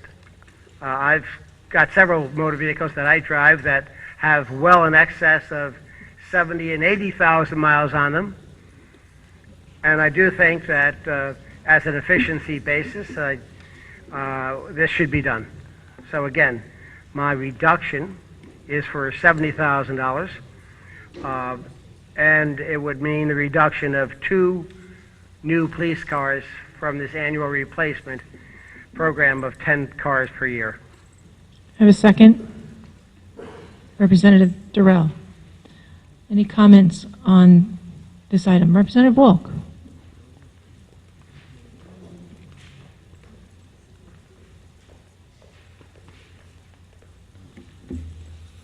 Thank you, Madam Moderator. Jay Wolk, District 6. First of all, we don't get the kind of use that we use our cars the way the police department does. They're in them 24 hours a day, so it's a little different. Anyway, as far as cars, according to this cut, so we want to go from 10 cars to 8 cars. So what are we going to do next year? Are you planning on putting the 2 cars back in, or are you planning on going to 12 cars the way the police department needs? The police department needs 12 cars, not 10 cars. So they're asking for 10, and you want to give them 8. So are we going to kick the can down the road again to the police department, and then next year we're going to cut them another 2 cars, and we're going to go to 6 cars? So my question is to, through you, Madam Moderator, to our police chief, Gary McNamara. I want to ask our police chief what this is going to do to affect the police department by reducing 2 cars. Thank you, Chief McNamara. Thank you, Mr. Ambrose, for calling us rather than waiting until last. I appreciate that. First of all, to clarify something, we do not have a helicopter in the Fairfield Police Department. I know that's been a rumor that has floated around there. I want to clarify that. In addition to that, I want to just clarify some things. We have for a long time, a long tradition in replacing our entire fleet of emergency vehicles, dating back to probably 25 years as far as the replacement goes.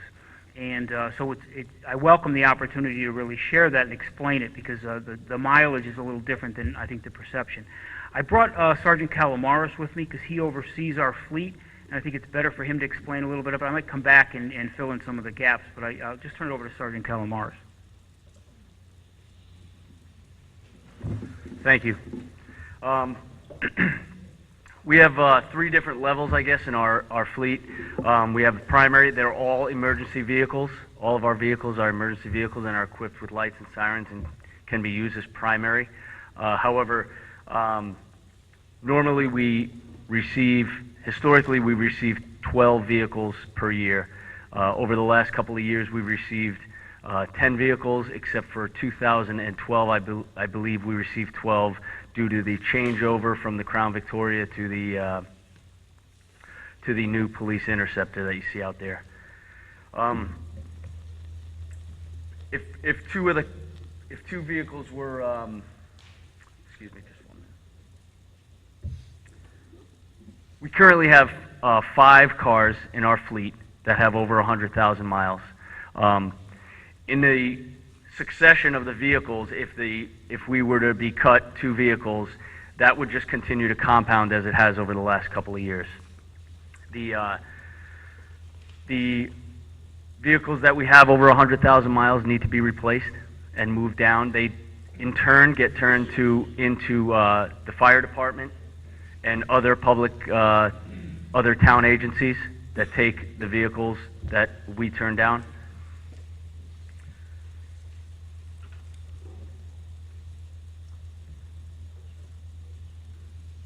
Obviously, as the vehicles get older, and more wear, we get more wear out of our vehicles than an everyday, car that you would drive on the road. The officers getting in and out of the car hundreds of times a day. They run for 24 hours a day, 7 days a week. The gun belts wear into the interior of the vehicle. The computers wear in the interior of the vehicle, in addition to the wear and tear that the vehicle gets on a daily basis during emergency operations. Obviously, the more wear and tear, it increases the liability. If the officer was involved in a motor vehicle accident and the equipment were to fail in the vehicle, it increases the liability to the town for our employees driving the vehicle as well. Could, A few more minutes? no, I just wanted to clarify a point that was made. You started by telling us there's 3 levels. Yep. So we have primary? Right. And then ancillary. And I Okay. think what is important to understand is generally what you see out there on a daily basis is mostly our primary vehicles. All of our vehicles, as the sergeant said, are emergency vehicles. They all at one point or another have to be prepared to respond to an emergency. Our DARE officers is an example of it. We have 2 DARE officers. They have vehicles. Now, those are ancillary vehicles, but they still have to be capable of operating as an emergency vehicle. So when we purchase vehicles, we look at our fleet, and we take the vehicles that are purchased each year, and we place them, mainly the primary vehicles, and those primary vehicles then become secondary vehicles. We have a 4-person traffic unit that gets police vehicles. They are generally our secondary vehicles. They're out there every day, not 24 hours a day, but 16 hours a day generally, running radar and other traffic enforcement aspects of it. Those vehicles still have to be equipped to respond in an emergency. As these vehicles trickle down, the replacement is not, it's not that you're just taking two cars away, you're interrupting the flow as it flows down the system.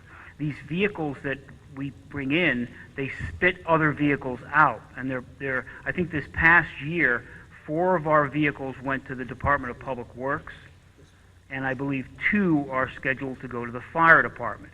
Because their role, although they're functioning vehicles, their role and their function is certainly not in an emergency capacity. Generally, we try to keep this system rolling. Many years ago, before I was chief, I think it was back when Jackie Durrell may have been first selectman, I think there was a trend to 1 year go without any vehicles.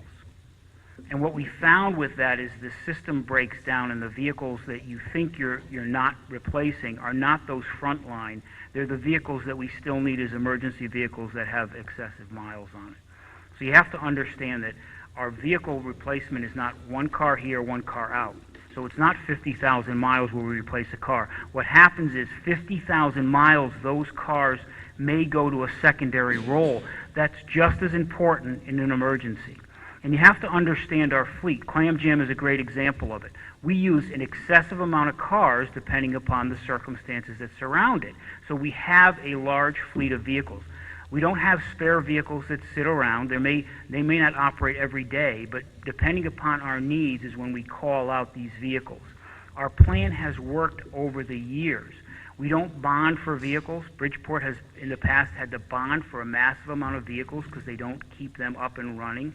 We have that system in place. And just one more point to make. We used to replace 12 a year.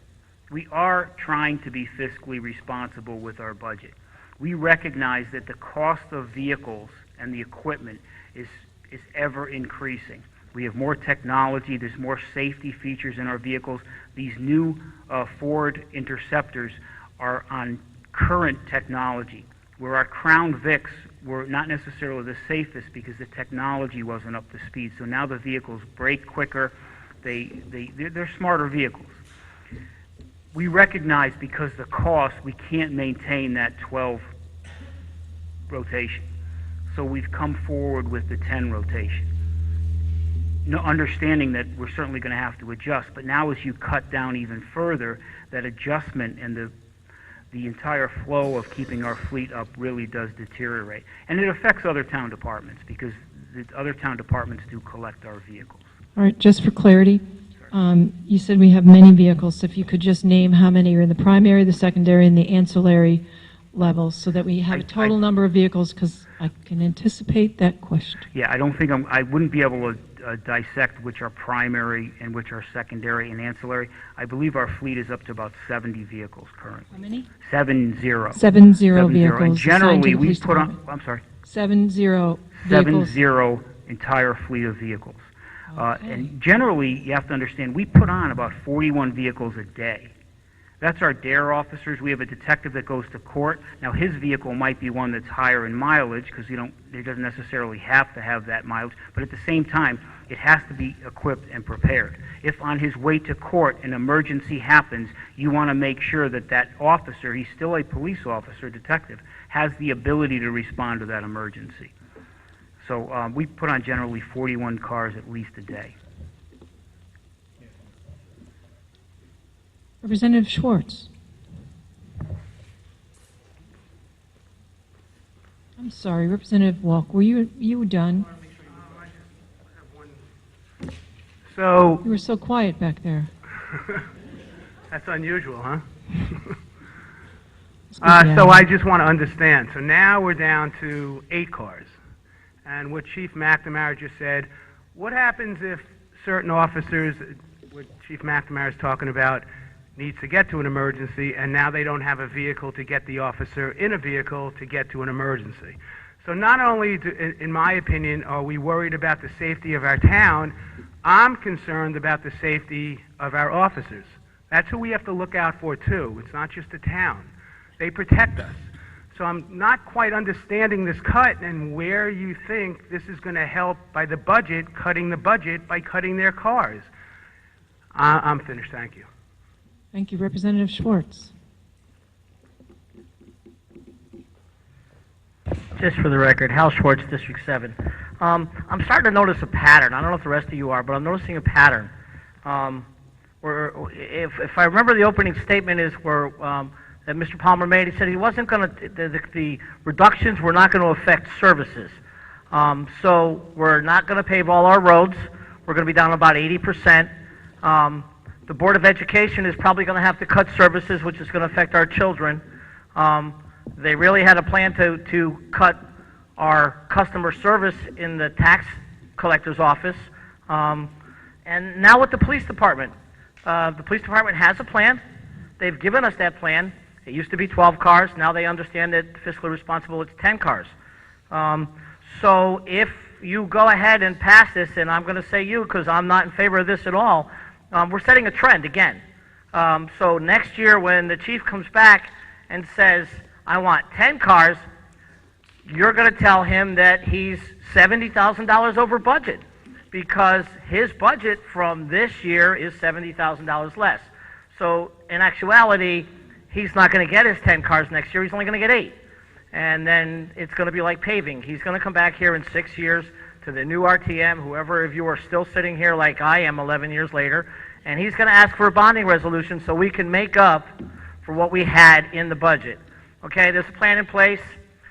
The RTM, the Board of Finance, for years have said, put it in the budget. Put it in the budget. I don't want to bond it. Well, here it is in the budget. And now you don't want to pay for it. I can't support this. We've asked for plans. We have plans.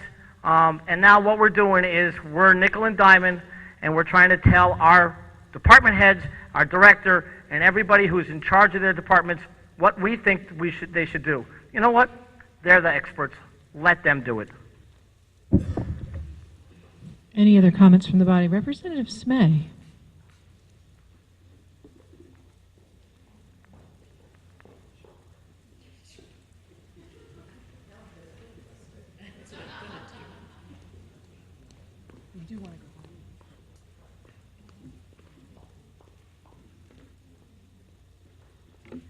Good evening, Ruth Snay, District 5. Public safety, that's what we're talking about. I can't believe that we would talk about not supporting the police department's budget. If you have a call, an emergency in the middle of the night, would you like to know that the police car didn't get there because it couldn't make it? Or they didn't have it, or whatever. We're talking about our public safety, and I would like for all of you to pass this budget as is. Representative Gerber.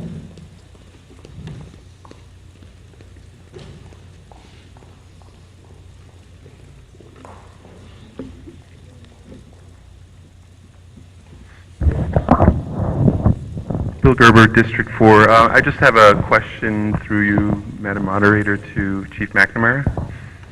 My question is, would this reduction have any negative impact on your ability to respond in a big disaster like the hurricane, Sandy? I want to put it in perspective.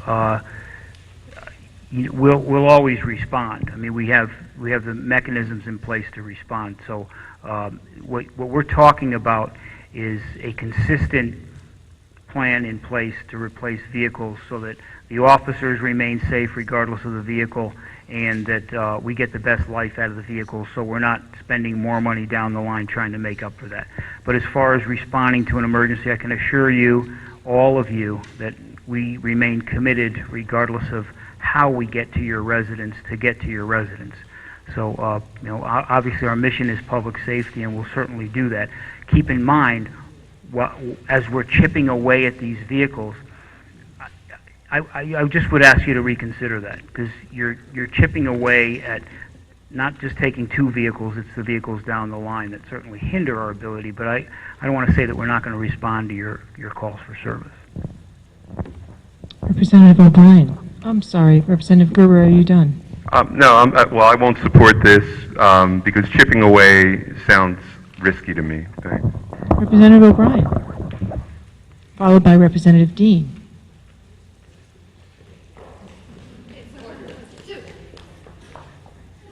Lauren O'Brien, District 5. I have a question maybe to put it a different way.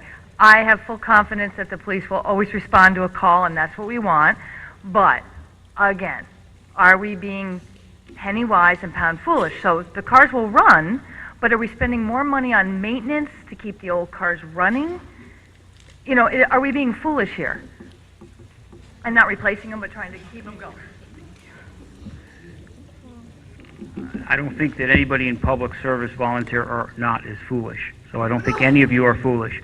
But what I do believe is that all of our fleet has to, from the best car in the fleet to the ending cars in our fleet, we have to ensure that they are up and running. So clearly, as we extend the life of vehicles within our fleet, that inevitably is likely to cause more expenditures to keep them running. You know, we try to buy the largest warranty possible, as well as the largest. The mileage necessarily wouldn't matter for many years, but the biggest warranty because of the expenses of the cars. And you have to really understand these vehicles do run 24 hours a day. There's hard braking. They're not operated like a residential vehicle, hopefully. They operate in different conditions, and different people drive them every day. We have an officer per shift, 3 officers a day. So they operate at a really rougher condition than any of the other vehicles. So clearly, yes, we don't replace vehicles, and as we extend the life out, and you never really make up as these vehicles are not. You know, now we're down to 10 vehicles. We may be down to 8 vehicles. We're always going to be trying to catch up to make sure that our fleet is the best that it could be. All right, I saw Representative Dean and Representative Caffarelli, and I'm just going to give you a time check. It's 1:45 a.m.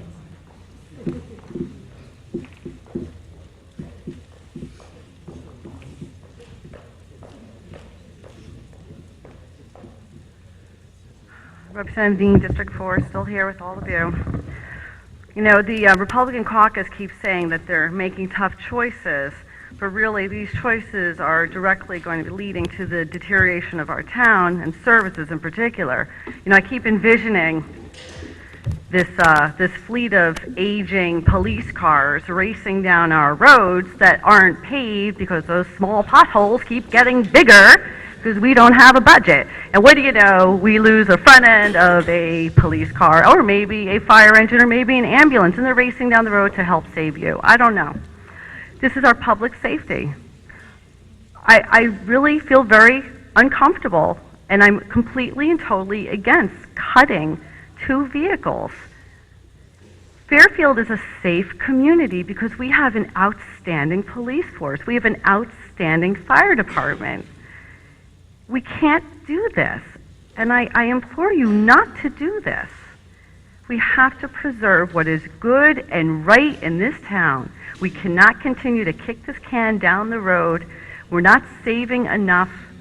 This is not going to work. Please, do not cut. Thank you. Representative Caffarelli.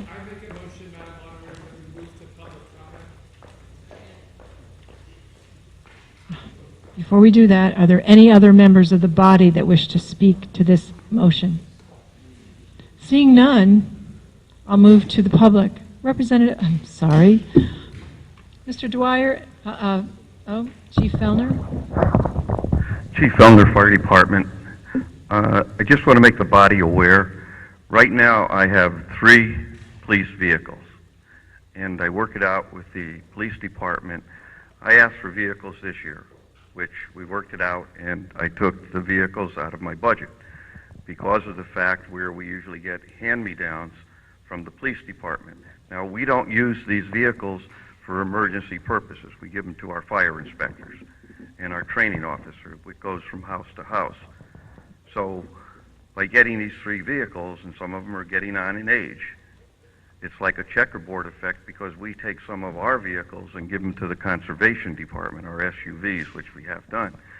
So by cutting the police department down, it will affect us in a way because I was really looking to get a vehicle or two this year.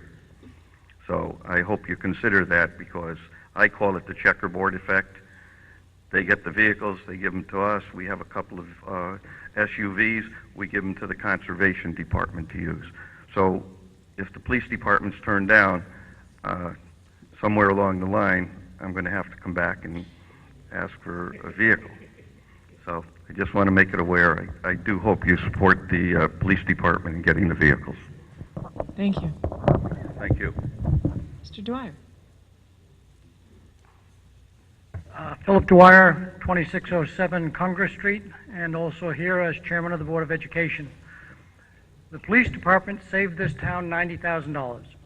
That's what the Westport school system spent on a security study of their public buildings. We got it from free because of the expertise of our police department.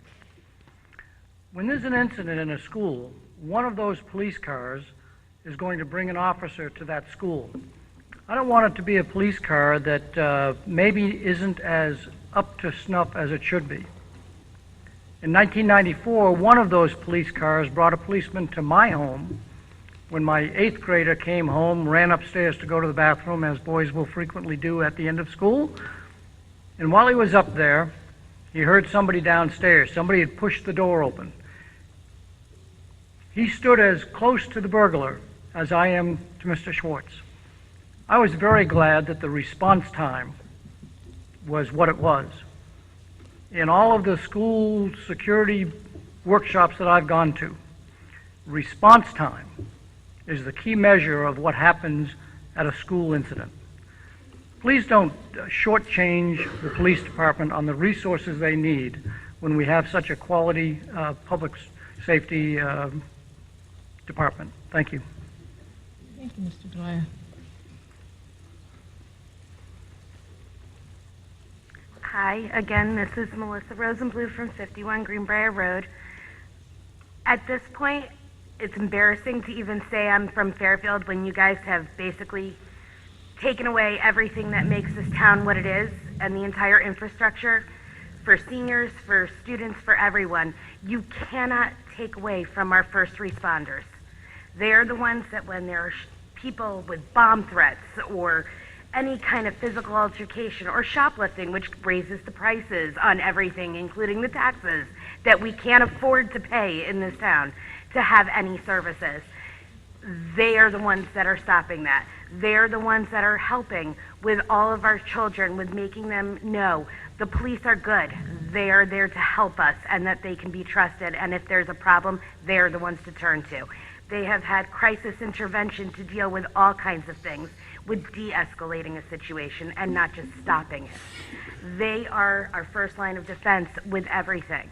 And you need to make sure they have every single resource that they need to keep this town safe and to make sure that they are able to get to any emergency and quickly and safely. Thank you. Thank you. Any further comments from the public? Seeing none, back to the body. Representative Caffarelli. I would like to call a question. Okay.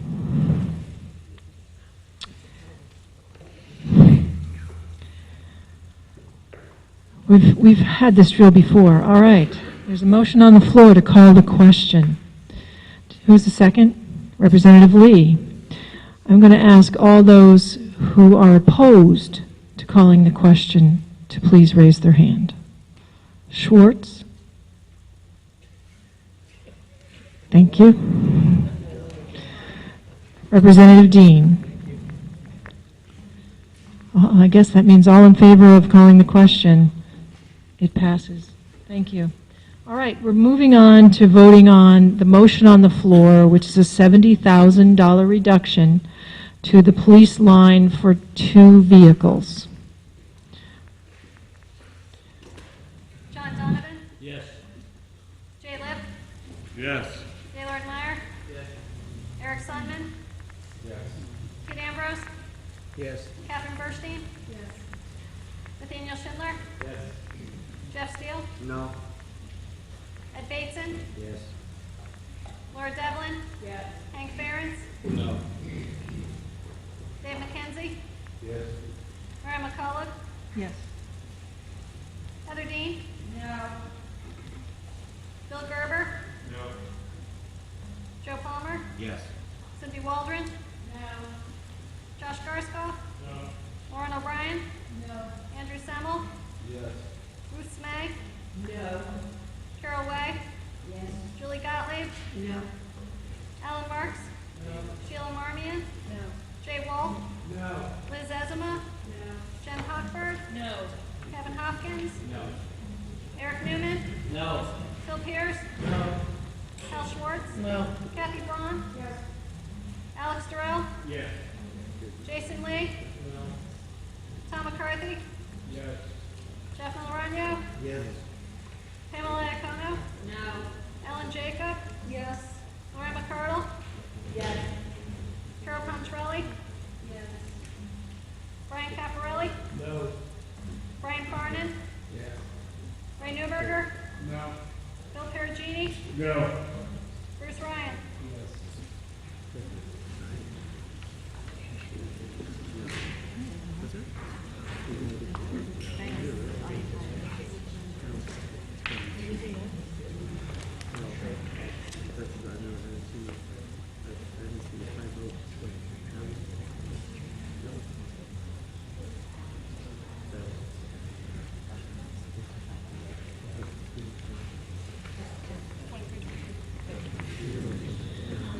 The motion fails. It's a tie vote, 23 to 23.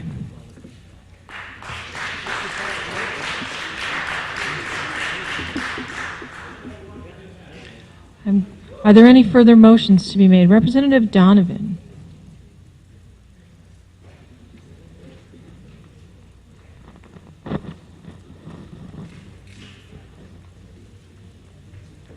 John Donovan, District 1. I'd like to propose a reduction of $38,000 to 3110, Information Technology. Specific line item reference is 55300. I'd like to move the budget from $415,000 to $377,000. This provides the same level of funding as the 2014 budget. Overall, this will make the 2015 budget $1.61 million and reduce the rate of growth from an 8.7% increase to a 6.2% increase. I'm a supporter of improving our telecommunications. However, expanding fiber coverage does not make sense to me at this level.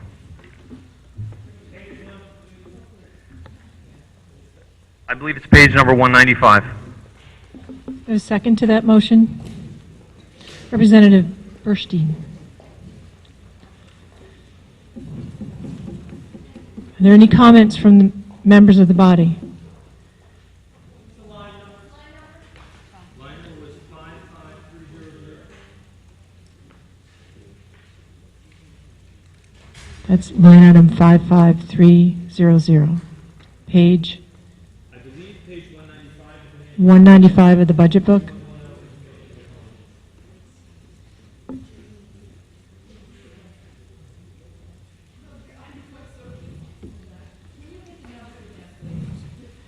Mr. Donovan, would you come to the microphone? I was just going to show. Okay.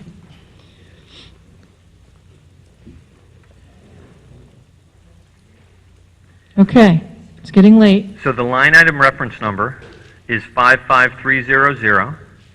It's Information Technology, which is, I guess, Unit 3110. And it's removing $38,000. It's moving that line from 415 to 377, which was what the budget was in 2014. All right, we had a second. Are there any other comments from members of the body? Representative Marks.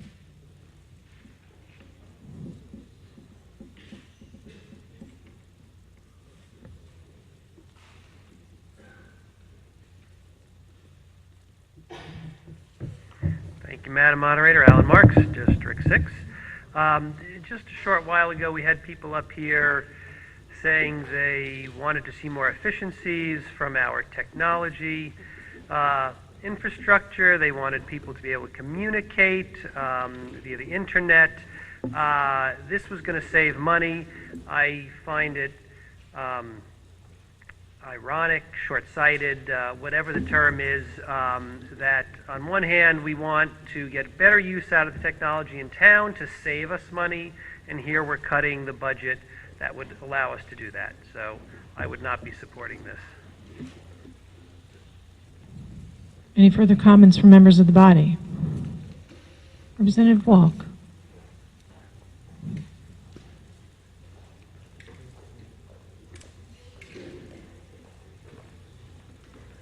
Thank you, Madam Moderator. Jay Walk, District 6. Through you, Madam Moderator, to Don Leslie, I have a question for Don. What would this do, and what impact would this do to your budget with this cut? Thank you for the chance for talking about this. Don Leslie, Director of IT for the town of Fairfield. I've been hearing a lot of talk tonight, and I really appreciate it, and I know you guys have a really tough job to do. I'm a taxpayer in town. I don't want to pay more taxes. But I am the IT director in town. And there have been some analogies going on about the roads here, talking about roads and talking about vehicles. Communications is a road. How is it going to affect me if you take the $38,000? I have some contractual obligations on these items, and it's going to be tough. I may have to take money out of my capital to pay for what's going to happen here. I've been cut a number of times by the different bodies. That's life. If you cut me, that's life. I'll do the best I can here. How's it going to affect town services? In the last couple of years, we've gone from a 10 megabit internet gateway to a 20 megabit internet gateway to a 30 megabit internet gateway. I'm probably going to have to go higher in the future because we're adding new things. We did the Munis as a SAS. That goes through the internet gateway. Will it affect public safety? Yes. The MDTs communicate through the system to the police department. It may be a little slower.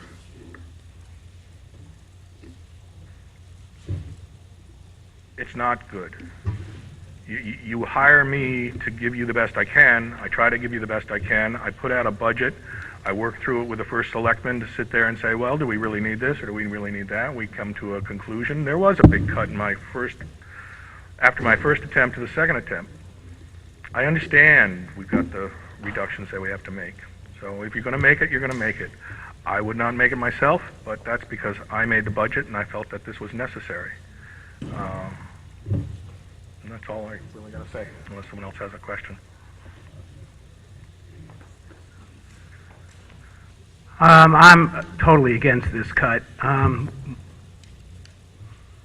So you just heard this man, our chairman, director of IT, say that it's going to affect our safety in our town. So then how can you possibly even think about making a cut?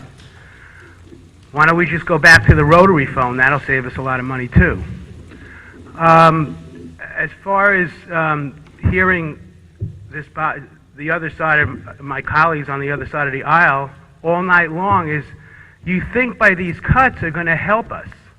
It's actually going to hurt us. I know you've heard that all night, but it's going to hurt us. You think by these cuts we're going to save a tremendous amount of money, it's going to save the town, and we're all going to be okay.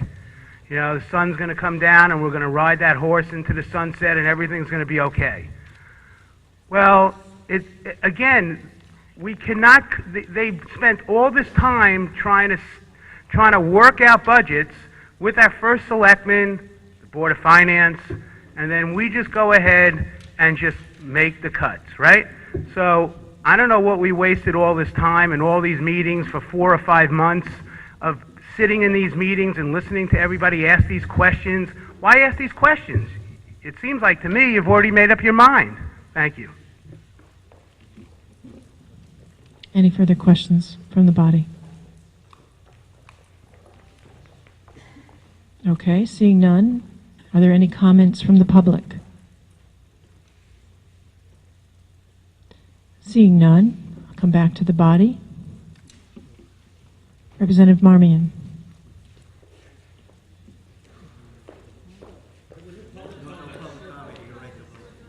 We're done. There were no public comments. Go back to the body. Go back to the body. Always I have come back to the body after, I'm sorry, I have come back to the body this evening when we had no public comment. So I saw two hands, Representative Marmion and Representative Farnan. Sheila Marmion, District 6. I'm going to be very brief. I don't believe that it's the job of the RTM. I believe it's the job of the RTM to legislate. We are not here to micromanage department heads, and that's what we're doing. It's not for us to say, I don't think we need these, this fiber coverage. Well, I don't know a lot about fiber coverage. I have to trust what Mr. Leslie has said and what he's done because he's the expert, not us. We need to stop micromanaging our departments. I do not support this cut. Representative Farnan.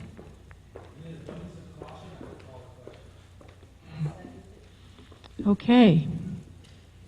Let's do the drill. We have a motion on the floor to call the question and a second. It's 2/3 majority. All those that oppose calling the question, please raise their hand.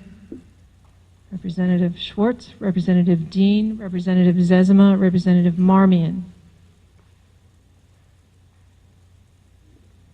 I believe the motion passes without even getting a count. All right. Back to the motion on the floor, which is a reduction of $38,000 from the IT budget, line 55330. Want to call the roll? John Donovan. Yes. Jay Lipp. Yes. Gaylord Meyer. Yes. Eric Sundman. Yes. Pete Ambrose. Yes. Catherine Burstein. Yes. Daniel Schindler. Yes. Jeff Steele. Yes. Ed Bateson. Yes. Laura Devlin. Yes. Hank Ferentz. Yes. Dave McKenzie. Yes. Mary McCulloch. No.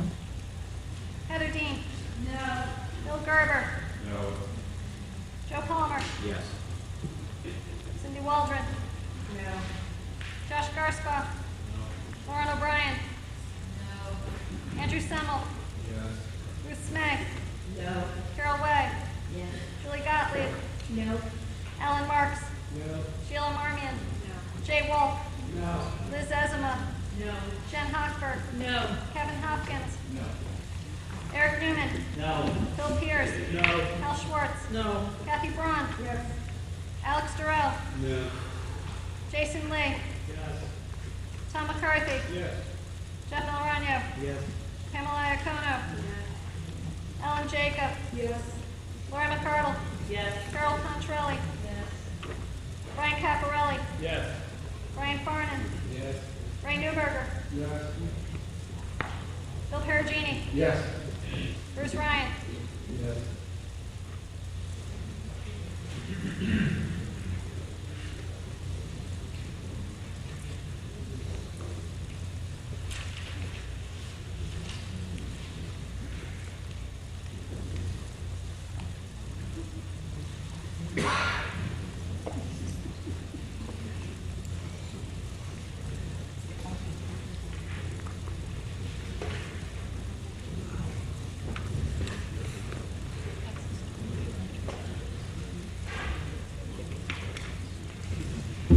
The motion passes 28 to 18. Moving on. Are there any further motions to be made? Representative McCarthy.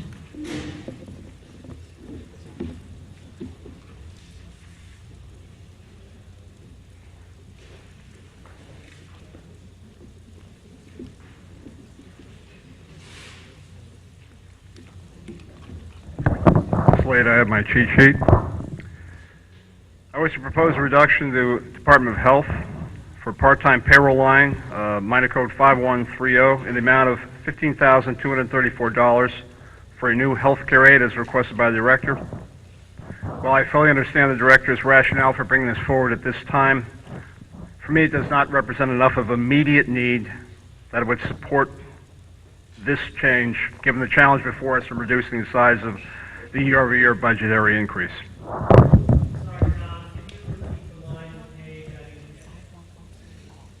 I didn't say the page, Alan. It's page 263 for those who are following in the books. I indicated the part-time payroll line, and the account code is 51030. Do you have a second to that motion? Representative Braun.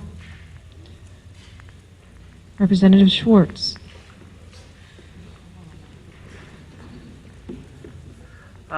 Through you, Madam Moderator, to the maker of the motion. Mr. McCarthy, can you tell me your expertise in health services and how you can exactly tell us that he doesn't need that position when he asked for it? So do you work for him? Are you in that department? And I want to know if you are qualified to tell him that he doesn't need what he requested. Representative Schwartz, could I ask that we have a conversation and maybe ask Mr. Cleary to come to the microphone? Said it was his opinion, so I'm asking based on his opinion. Okay. Could I ask Mr. Cleary to come to the microphone? Mr. McCarthy, I don't want Mr. McCleary. Fine. It's his opinion. If you insist. I do.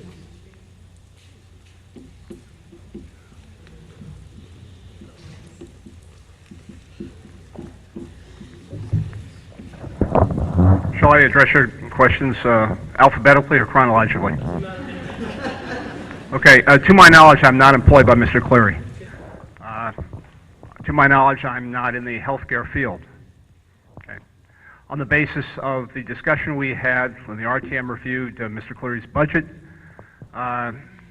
he brought forward this request. He said he'd bring it forward at this point in time on the basis of what appears to have been an uptick in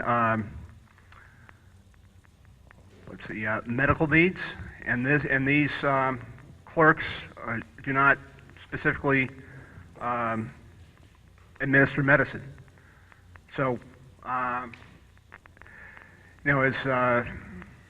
Sans Cleary explained, again, I'm trying to recall his exact words.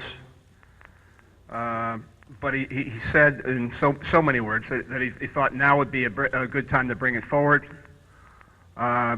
given what he could see as a possible increase. But he was unable to demonstrate that this bubble was in fact a trend. And on the basis of the data as presented, I do not see it as an immediate need. So hopefully that answers your question. I'm not employed. I have no medical expertise. I'm going on the basis of the discussion we had. And just to follow up on that, it was an uptick. It was a plan. So here we go again with the department head who's giving us a plan for moving to the future. But because it's going to cost us $15,000, we don't think it's a good idea. And now to follow up on that, I would like to ask Mr. Cleary, since we kept him here till almost 2:30 in the morning, to please explain to the body why it is that you put this and why you think it was important at this time.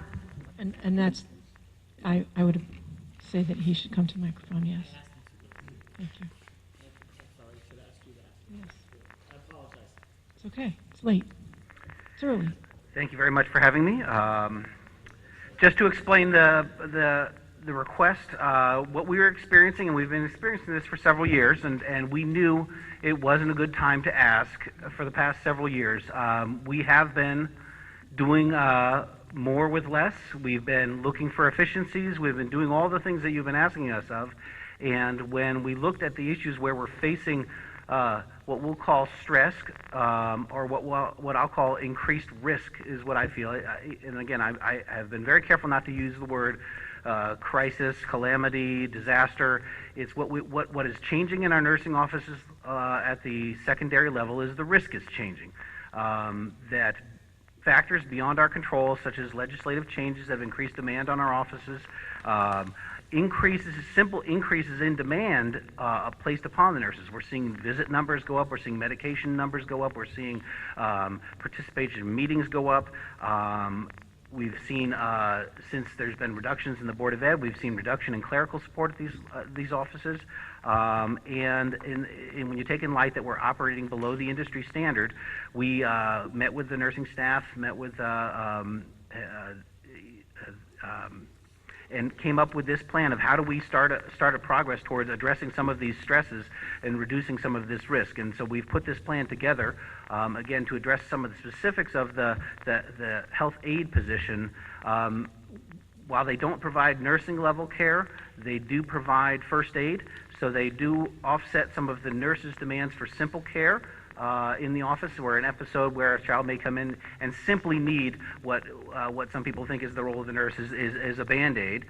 They will be able to take care of those, but it's the complex needs that the nurse needs to be freed up for, to plan for kids who have food allergies, for kids who have complex medical needs. That health aide will provide some of that clerical support at the high school level, and will allow the nurse to do some of the planning that is required of some of these legislative changes, and that has been required. So we have been trying to do more with less. We have been trying to be efficient. We came to this this year and we said we have to ask at this point to address this need. We feel we would be negligent in not requesting the positions that we requested. Thank you. Representative Gottlieb, sorry.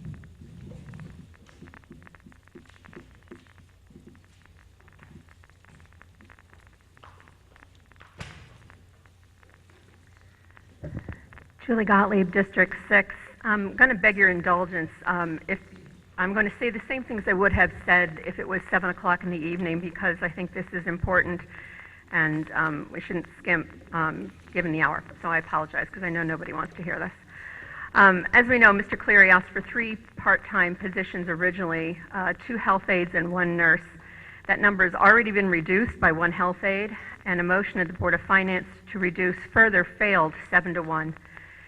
As you've heard, Mr. Cleary has also asked for these positions, citing the new state-bound legislation, increases in team meetings, particularly at the middle school and the high school, which are high risk, and increases in the administration of medications. In the past, he has also mentioned that we were below the industry standard, and he was trying to close a further gap to avoid liability risk, which I think is a serious concern. And those would be good enough reasons for me. But now consider that there are some health trends regarding medication in kids.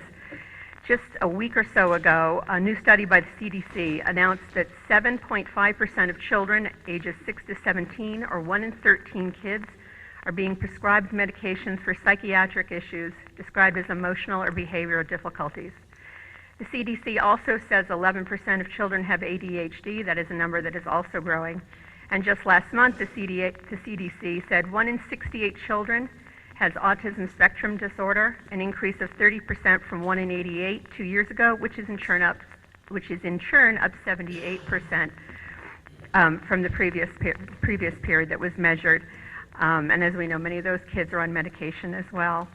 But as Mr. Cleary said, this is not purely a matter of increased medication dispensing, but rather day-to-day responsibilities. I received an email from a nurse who actually just sort of gave me a laundry list of how they spend their day, not including medication dispensation. Food allergies, insect allergies, concussions, broken bones, injuries, diabetes, seizures, tube feedings, emergency care plans, health care plans, vision, hearing, and scoliosis screenings, lice checks, health education, PPTs for special education and 504 teams, tools for school, eating disorders, mental health issues from anxiety to severe depression, suicidal ideation, school refusal, recurrent abdominal pain, constipation, family issues, plus endless paperwork and parent communications. Finally, the significant increases in the nurses' visits to results in missed instructional time, which we have heard both members of the body and parents mention time and again, a concern that several of us have mentioned. So I do not support further, and I would urge you not to consider this reduction. Thank you. Selectman McCarthy-Vahey.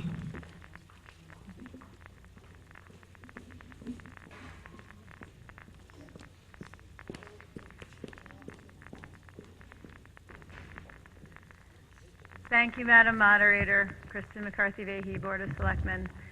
I, too, like Representative Gottlieb, am not going to shortchange this issue because of the lateness of the hour.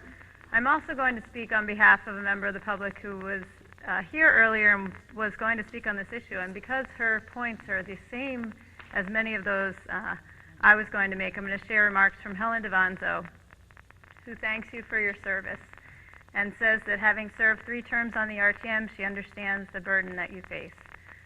So like Helen, I want to just add and echo some of the things Julie said about the legislative changes, the increase in service demands, the 41% increase in medicine and administration, and the 47% increase in meetings. That's data. That's a trend. The reduction in clerical support down to 10 hours per year. And then the National Association of School Nurse Standards, we should have 11.9 nurses, and we have 8.9. I spoke against this, the cut at the Board of Finance level, because there are some other reasons that I would like to share that are from my own meeting last week with a number of folks around the state on suicide prevention. And we heard from Catherine Power, the SAMHSA regional administrator, who talked about the fact that DEMIS, the Department of Mental Health and Addiction Services, the Department of Health, and DCF are collaborating in health with a blended approach, with their number 1 priority in strategic initiative outlook for 2015 to 2018 as prevention. Our school nurses play a critical role in this, and we were meeting to talk specifically about suicide prevention. The representative from District 6 mentioned a whole host of health issues. Behavioral health is part of that. Our nurses are often the first line of defense. They are people who help keep our kids in the classroom. This is a very, very minimal cut.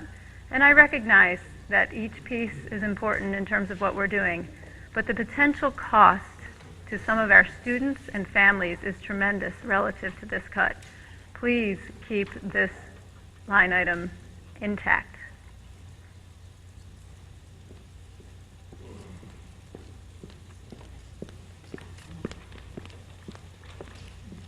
Hi, any further comments from the body?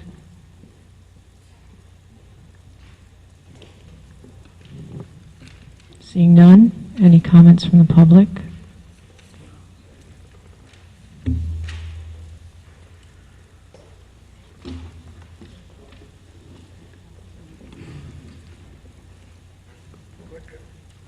Ken Lee, 71 Road Avenue. I tried very hard to be good. I failed. When I hear the words health and saving $15,000, I'm not really sure why I'm going to have to hear that. I'm baffled. Now, I share with Mr. McCarthy a complete lack of knowledge of what the health department does, so I'll be honest about that. But we cut $50,000, I believe, from the litigation budget, and now we're putting ourselves in a position, perhaps, to encourage some litigation. Doesn't seem like the best bet of all. At a certain point, doing more with less means you're not doing everything that you need to do.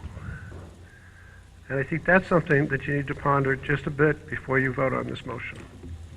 Thank you, Mr. Lee. Representative Jacobs.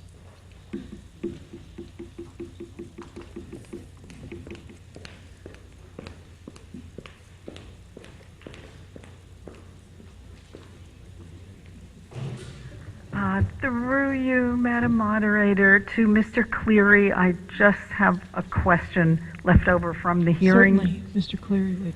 Is he? No? Join you? There you are. Okay. From the RTM hearing on these, the health budget. I'm sorry, I can't hear you. You can't hear me? No. Oh, sorry. Okay. A follow-up question from the hearing on the health budget. The nurse's aid that we're talking about now, I do recall you're saying that the National Association of School Nurses did assess our staffing as slightly under what we needed for that category, but over in some other categories. Can there be a reallocation, since this is not an actual nurse, but someone who takes care of a few multiple things that nurses don't necessarily have to do, such as clerical and things like that? In terms of reallocation, there are no other bodies to reallocate. Every one of our school nurses and staff is being utilized. I'll use this as an example. My nursing supervisor is here tonight at 2:10 in the morning. She cannot be out tomorrow morning at 8 when school's open. She has to be there because of her staff is either doesn't come in till later because we've cut clerical support at our nursing office. Staff is covering at schools, so she will be the only one in the office tomorrow because of the cuts we've experienced. So we don't have bodies to reallocate. In the health department, we don't have cars, we don't have trucks, we don't pave roads, we have bodies. That's it. It's been 25 years since we've had a change in staff at the environmental health section of the health department, and that was a reduction 25 years ago. It's been 6 years that I've presented budgets to this board and to the other bodies. We haven't requested positions. We haven't requested funds to increase other than those contractually obligated. We've been conservative. We've been trying to do the best we can with it. We're at a point where we feel we must ask because of the situation that we're in. So we don't have extra bodies. We're coming to this point to say, we've been fiscally conservative. It's time for us to ask. We've been doing all the things that you're asking of us to do, and at some point it comes back to where we actually need to ask for our resources, which for us is personnel. Oh, if I could address one. You had mentioned that we're over in some and under in others. I believe the dialogue that we were talking about is how do you compare to other schools in the area? And other schools in the area go through the same types of things. Some schools have better staffing than us. I believe I'm correct in saying that every school in Westport has a health aide in every office with the nurse. Every single one. We don't have health aides. This is a request to bring 2 health aides in, or at this point, 1 health aide into these offices. I believe that dialogue about we're over and under and some under and others. Right now, we are, according to this, and it wasn't the School Nursing Association that came in and did it. Our own staff conducted it based on standards set by the National Association of School Nurses to compare it based upon your current demographics, the number of kids with high-risk issues, the number of kids with no issues, the number of kids that are a variety of different subject areas, and come up with a number that you're supposed to have. And so we're 75% of where we should be with that. This closes that gap, by not even half at this point. So we'll still be 20% under or so. Where were we over? Because I remember you're saying. I believe the dialogue about being over was in comparison. There was a question about how are you in comparison to nursing staffing levels at other towns within the region, and some towns we have when we look at, and we were trying to be forthright in saying some towns have less nurses than us. Some towns have more. It's very difficult to compare school to school. It really depends on the acuity of the students within that school derives the demand for the level of nursing that has to be provided there. So in some situations, when you look at it just school to school, some schools in other towns have less nurses than us, and some have more. But we're required to provide a certain level of service based upon the acuity of the students within a particular school, and that's what we're trying to do. But we're not overstaffed. I don't think anybody would, say that we are overstaffed or robustly staffed. We are routinely, pulling nurses from other positions, the nursing supervisor, the coordinators that have to leave their roles and go and cover schools because we're trying to control other line item expenditures. Thank you. Any other comments or questions from members of the body? Seeing none, We go to a vote, a reduction put forth by Representative McCarthy, and if I can reiterate that properly, it's $15,000. Is that correct, Representative McCarthy? Or line item 5103. Thank you. From line item 51030. Could you call the roll? John Donovan? Yes. Jay Lip? Yes. Gaylord Meyer? Yes. Eric Sundman? Yes. Pete Ambrose? No. Catherine Burstein? Yes. Nathaniel Schindler? Yes. Jeff Steele? Yes. Ed Bateson? Yes. Laura Devlin? Yes. Hank Ferentz? Yes. Dave McKenzie? Yes. Mary McCullough? No. Heather Dean? No. Bill Gerber? No. Joe Palmer? Yes. Cindy Waldron? No. Josh Garskoff? Lauren O'Brien? No.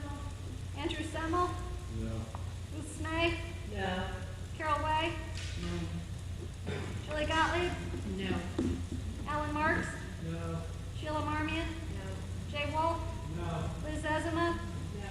Jen Hochberg? No. Kevin Hopkins? No. Eric Newman? No. Phil Pierce? No. Al Schwartz? No. Kathy Braun? Yes. Alex Durrell? Yes. Jason Lee? Yep. Tom McCarthy? Yes. Jeff Malorano? Yes. Pamela Iacono? Yes. Ellen Jacob? Yes. Lori McCardle? Yes. Carol Pontrelli? Yes. Ryan Caparelli? Yes. Ryan Farnan? Yes. Ray Newberger? No. Bill Perugini? Yes. Bruce Ryan? Yes.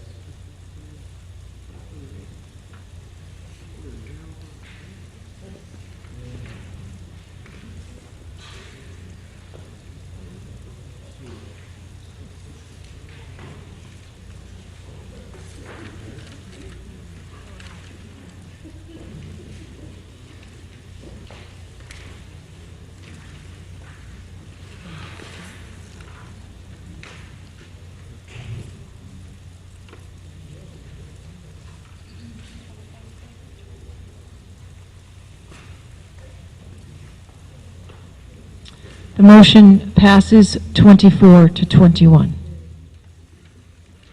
Representative Bateson.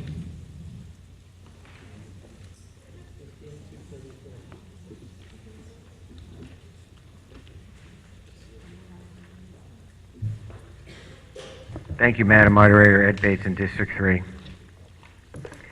2 points of discussion, hopefully resulting in one amendment to reduce.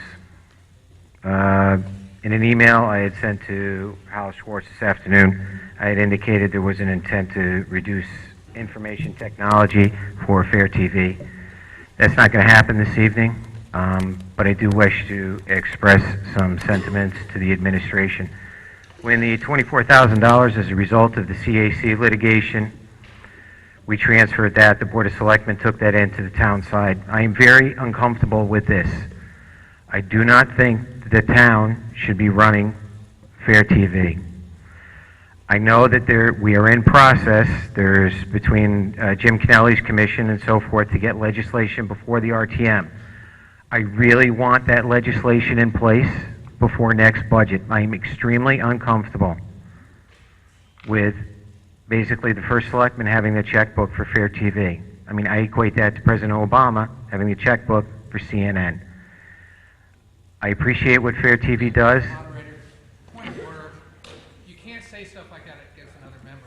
You're challenging my integrity out on the floor of the TV. That's not fair. We haven't done anything like that. You have no basis for saying that. I do, and the fact that once we approve this budget tonight, $44,000 is under your purview for Fair TV. There's no check and balance. It's like every other item in this budget, and I haven't taken any step towards controlling Fair TV. It runs through the Fair TV Commission as it has been set up, Ed. I did not the integrity of another member on the floor, Ed. That's a violation of Robert's rules. I did not insinuate that you did. I said I am expressing reservations going forward. That's exactly what you said. I'm sorry, I didn't. Okay?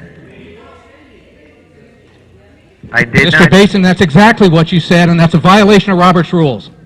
I'm sorry, I did not insinuate that you were going to misuse the funds. That's exactly what you said. I said I have reservations about the executive branch having control over the No, money you for said this Fair first TV. selectman, and that's out of order. Oh, okay, it's 2 o'clock. You could go back on the tape. I could have said that. And if that's true, then I apologize for All right. that. We've been very careful with my administration to make sure that all the decisions about Fair TV have gone through the Fair TV Commission. Correct. This administration has not stepped in at any point in time to do that. I understand There's not that. a single example of that. I'm not saying that there is. I'm saying That's I have exactly what your reservations. charge was, Mr. Bateson. I am saying going forward, I have reservations about the way that this is being handled. This needs to be under a commission. Then for last year, we extended the charge of the Fair TV Commission to get it before this board, sponsor it, get it on the floor, and get it done. This administration is I not have holding heard that up. nothing. The body's holding it up, and since you're the I have majority heard leader, nothing. There's you're been holding no- it up. No, there's been no ordinance before the RTM on this. Well, talk to Mr. Kennelly. He's had one written, drafted for a year. It's never been introduced. Give him a call. He's got it.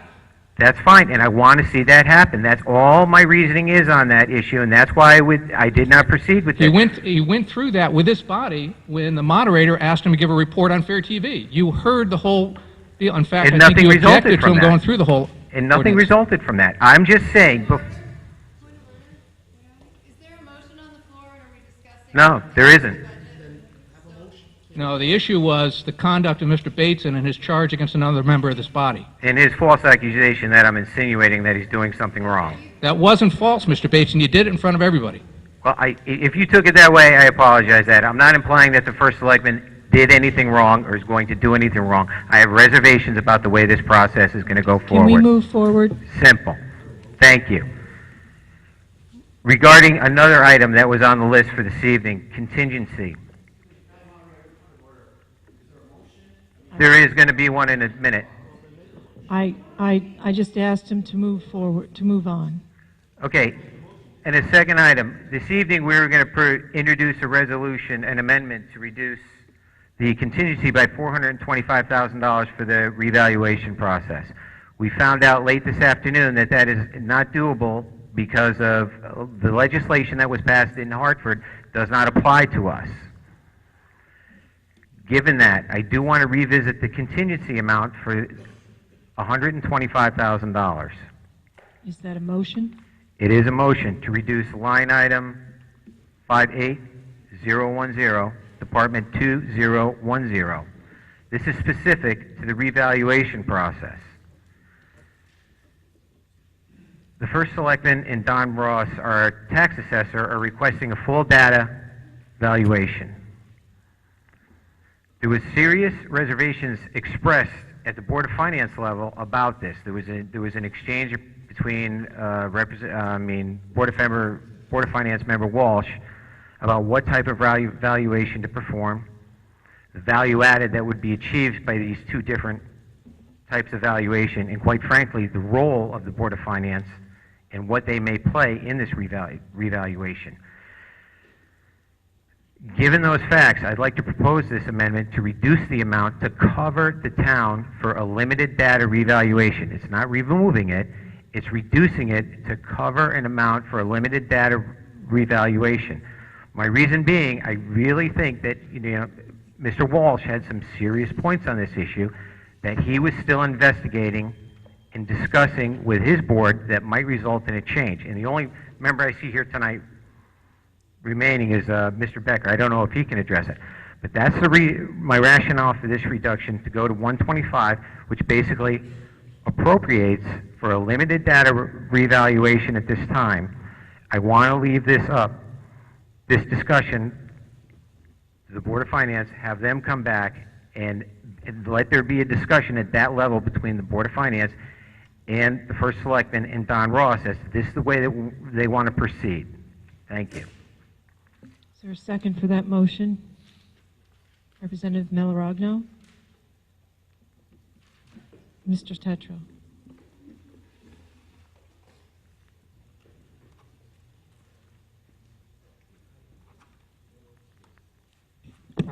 Just to clarify, is this on? If I understand the motion correctly, it's reducing the 425 to some lower number?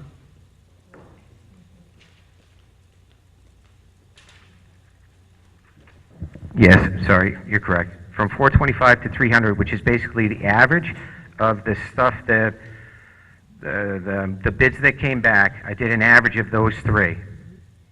That's what that is. Okay.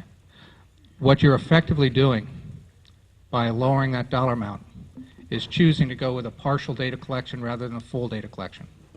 And just to be clear, there were a number of issues that were raised 5 years ago when we did the reval. There are a number of districts and neighborhoods in town that were concerned that we didn't go through all the efforts we could have to make sure we got an accurate appraisal and assessment of their homes. The partial data collection is what we've done since '93. The full data collection is a much more thorough job, as the name says, collecting much more data, literally going out to visit each house. When Don and I talked, the thought was we wanted to make sure that we gave every resident in town the confidence that we went to every step we could to get an accurate appraisal for their house. There are a number of representatives in this body that raised that question. There are a number of residents in town that have raised that question. We wanted to make sure we took every step we could to provide the answers to that. By doing the partial data collection, we're basically doing the same approach we did last time. Just wanted to frame the question.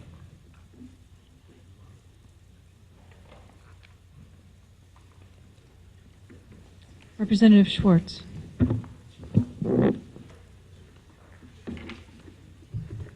Okay, through you, Madam Moderator, to Mr. Bates, and just so I'm clear, you want to reduce the contingency line item by $300,000, is that correct?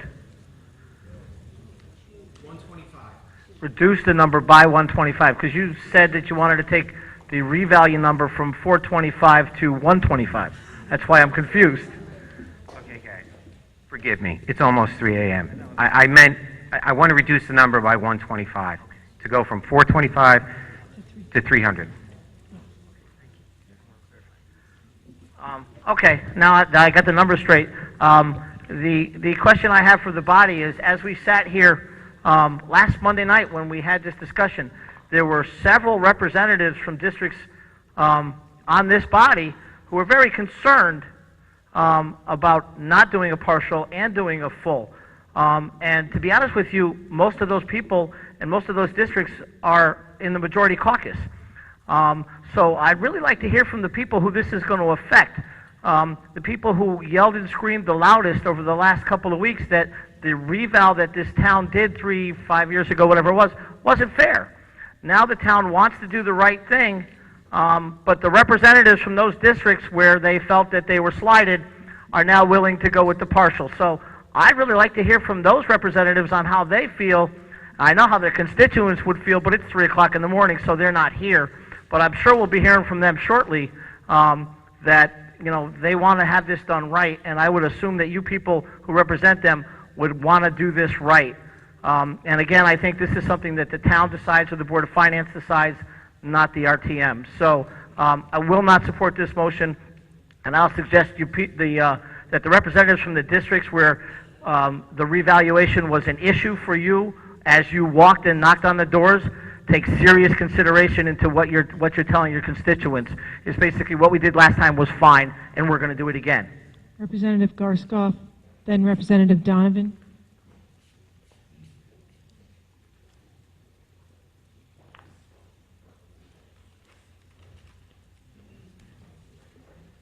Thank you, Madam Moderator. Josh Garskoff, District 5. I'm sorry to do this at this late hour, but I'd like to pursue this a little deeper. I guess if through you, Madam Moderator, could we bring up the tax assessor and get a very brief explanation of the two different types? I'm not quite sure we should be making this call tonight. I think it's probably more of a Board of Finance decision, but as long as it's on our table, I'd like to know what the basic difference is between option A, the full, and the partial. Thank you. Okay, everybody hear me? As I discussed last week, the full data collection is information obtained from going out in the field, okay, doing exterior inspections of properties, okay? doing interior physical inspections of properties and observation of every property, as well as sending out data mailers, questionnaires to verify the interior data accuracy. Okay, that is a full physical data collection revaluation. A limited data collection revaluation is one such as the one we had in 2010, where property exteriors or people returned data mailers or questionnaires. Okay, questionnaires were sent out to property owners. The questionnaires were returned to the assessor's office. The property exteriors were viewed in the process of digital image gathering during the 2010 reval. While some of the exterior information can be verified by digital imaging, the best means of thoroughly verifying exterior data is by periodic physical inspection.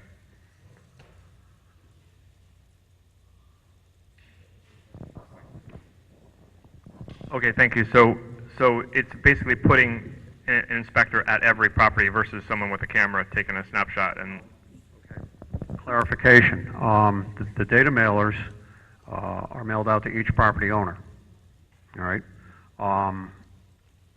If we don't get a data mailer return, okay, there's a follow-up visit where we view the property. We view the property by photography, inspection from the street. We measure the house. We gather the most information that we can if we don't get a data mailer back. That's with a limited. Right. The full, you're going to send somebody out, okay, and they're going to put a tape in the house. They're going to attempt to do a physical inspection of the interior. If they can't get into the interior, there's a follow-up letter. If there's no follow-up to the follow-up letter, then the data mailer questionnaire is sent out. There's no response in the data mailer questionnaire. We have to go by the best information that we have. thank you for the explanation. I still think probably my feeling on this is that this is probably more of a Board of Finance call than an RTM call. So if we left this budget as it stands, the Board of Finance could still wrestle with it, I suppose. And if we don't, maybe we're taking that control out of their hands. That's my thoughts. Thank you. Representative Donovan. And then Representative Devlin.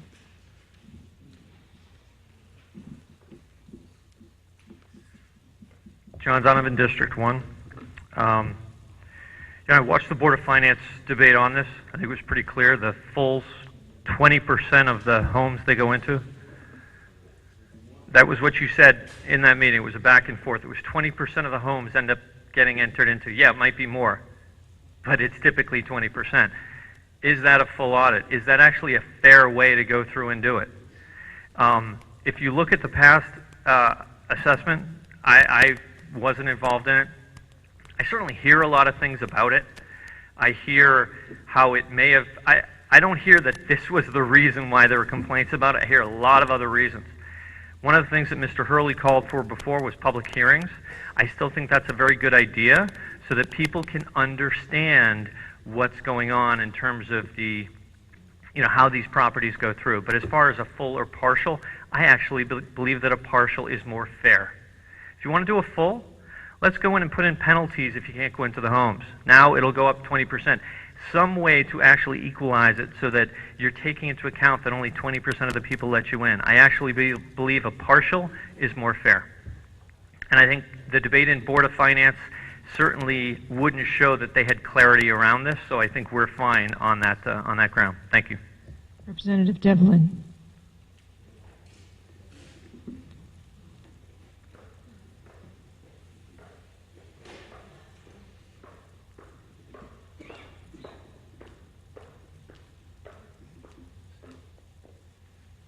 Madam Moderator, Laura Devlin, District 3. I just wanted to clarify a couple of things. I think what we're suggesting is that this is discussed further by the Board of Finance. Yes? Okay, super, which I totally support. And just two other things. One, I'd like to emphasize, I really do feel it's strong. Our body is confused about what's the difference between these. I really think it's important for the public to have some input. And the way the two options have been characterized to us this evening are that there is a full audit that will really cover everything, and then there's what we did before. I think the real point is that what we did before was fatally flawed. So I wouldn't compare them as what we did before, and that has caused so much angst and division and costs to our town, but that there are two different options, and we really should explore them and give the public the opportunity to input and to understand before we move forward. Will you be supporting the Yes. Representative Way?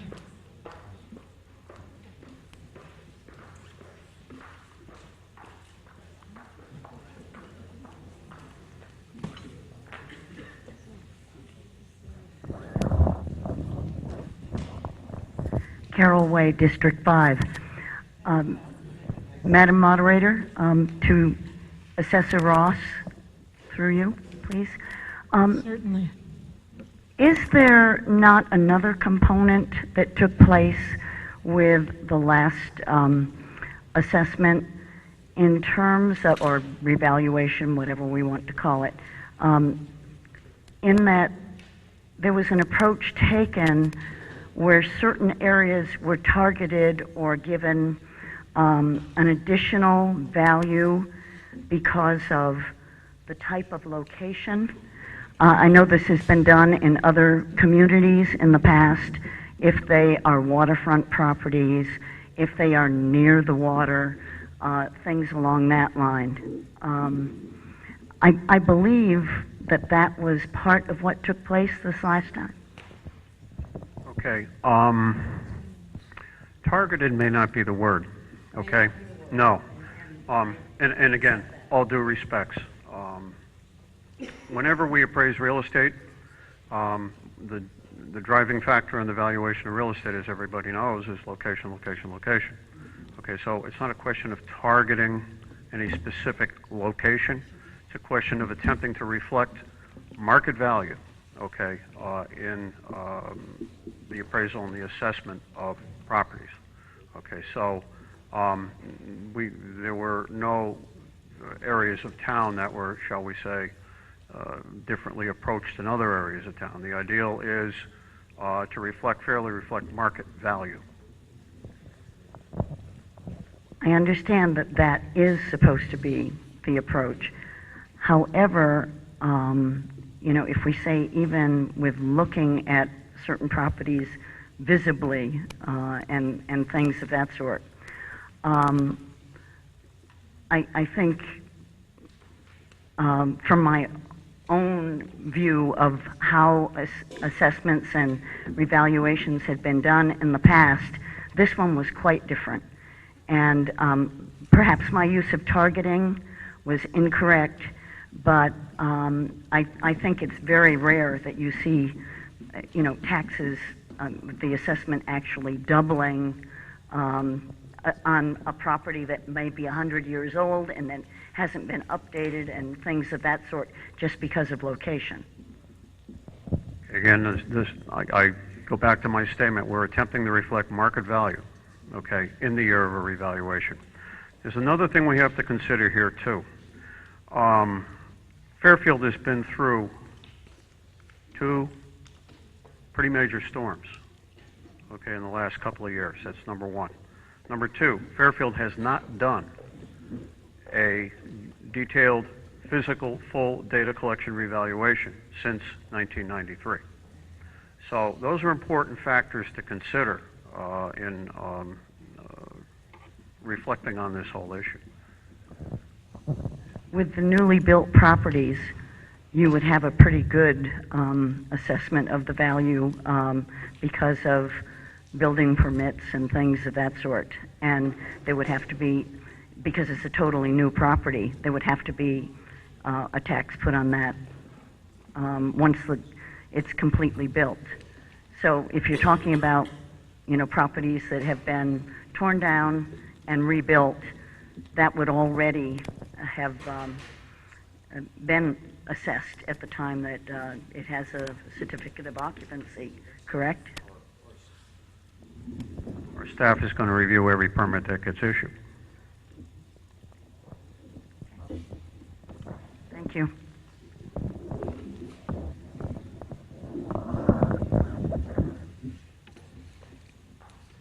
Representative Marks, before I ask you to come up to the microphone, if you are finding that you can no longer maintain your period of awakeness, please check out with the town clerk before leaving. Thank you, Representative Marks.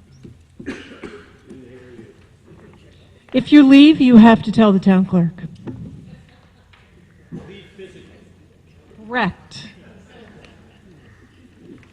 Thank you, Madam Moderator. Alan Marks, District 6. Very brief. The last evaluation was done one way. There was a big hullabaloo about it. People weren't happy. Now they're proposing to do it a better way, more detailed. Makes sense to me. I won't support this cut. Thank you. Any further comments from the body? Okay. Seeing none. Any comments from the public?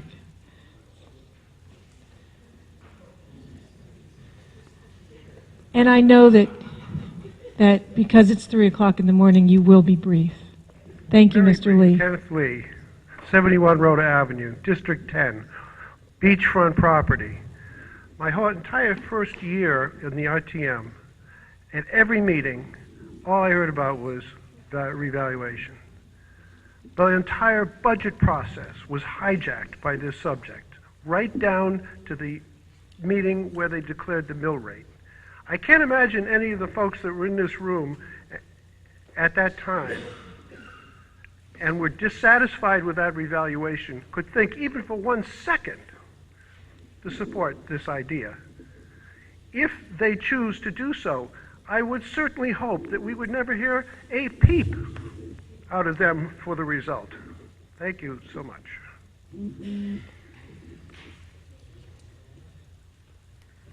Hi, Doreen Herron, 53 Forest Avenue, District 1.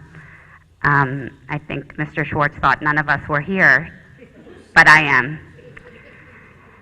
And in District 1, all I've heard about is the revaluation process over and over and over and over again. Last time I was at a budget meeting, well, a few years ago, one of my reps didn't vote on the entire budget because they were so fed up with the revaluation process.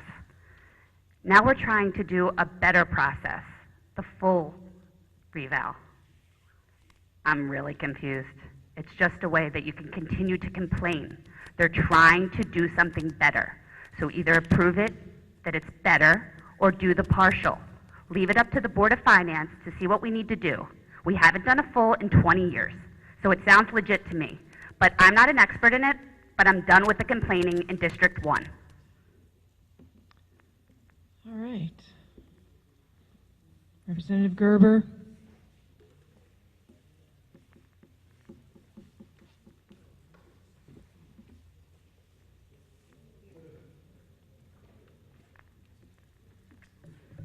Bill Gerber, District 4, I think, is what I remember. Madam Moderator, to Mr. Lesser, do you have a sense for the total litigation costs stemming out of the last assessment, and also the total amount of claims that have been settled to date?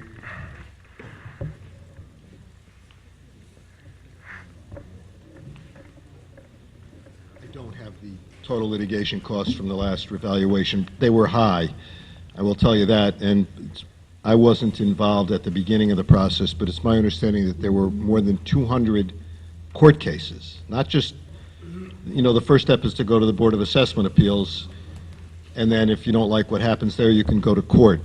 So there were over 200 court cases, and we're still dealing with some of those cases, although they're pretty much all gone. But so there were many more people who went to the Board of Assessment Appeals and just didn't file with the court after that. So there were a lot, and people were very dissatisfied with the process.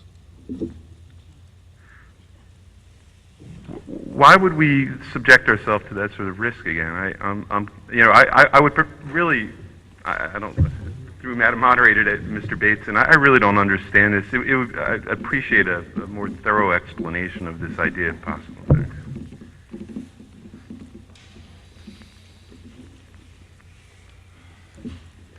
My intent here is to limit the funding to the limited data revaluation. there was open items, issues, a discussion at the level, the Board of Finance level, that they were debating the value added of doing a full data collection, which was the 425. And seeing that, I want to limit the exposure of the taxpayer if that amount goes down. The Board of Finance, if they revisit this issue and they decide that full data is where they want to go, and that appropriation comes back again next year as a full data, I would recommend that's where we be. Right now, I see room here that might bring that dollar value down, so I want to take advantage of it.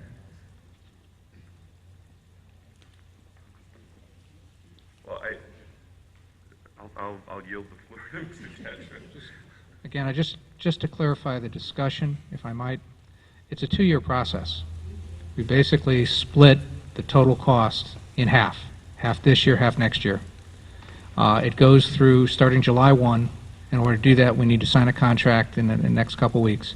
It goes from July 1 through, obviously, June 30th for this budget, or the 425 that we put in. Then it would go from July 1 of the following year through about March to get through the Board of Assessment Appeals. All right, so it's basically between the paperwork and the folks, and it's about half and half on each year. If we don't get started this year, we need to start on July 1st, whichever approach we take, we start on July 1st, and that's the approach we take. There isn't a recovery for the following year. So whatever you do, I want you to be aware of the decision you're making tonight. If you cut that, is basically saying that's the choice you're making to go forward. I think, but there's another half of this appropriation next year. What I'm getting at is that there is an open item here on the Board of Finance that they might have purview or an opinion on this matter that could affect the type of reval we're doing. Therefore, I don't know what type of reval we are doing, whether it's going to be full data or limited. Therefore, I'm going to reduce the exposure of the taxpayer by reducing it to the cheapest option out there. I'm not getting rid of it. Now, if this discussion happens at the Board of Finance level, They can't restore it after tonight. You have basically taken... No, but you have $300,000 in your budget. If you need another 850 minus 300, whatever that is, next year, then I would imagine you would appropriate it. No, we're going to appropriate another $425,000 next year. The total cost is $850,000. Yeah, but we're not talking next year's budget. We're talking this year's budget. I'm saying if we take 125 out, that doesn't preclude you from asking for an extra 125 next year to cover the full cost. We can't sign a contract that's not fully funded. Oh, then I'm assuming this is going to be resolved before you sign your contract. Right. It's going to be in the next 2 weeks. We're resolving it. Basically, it's the tax assessor's job to choose the method for which we go through the assessment or reval. Right. Your funding it tonight will decide either we have enough money to do a full data collection, or we don't. That's all. Okay, I'm recommending the limited data collection at this level. Thank you.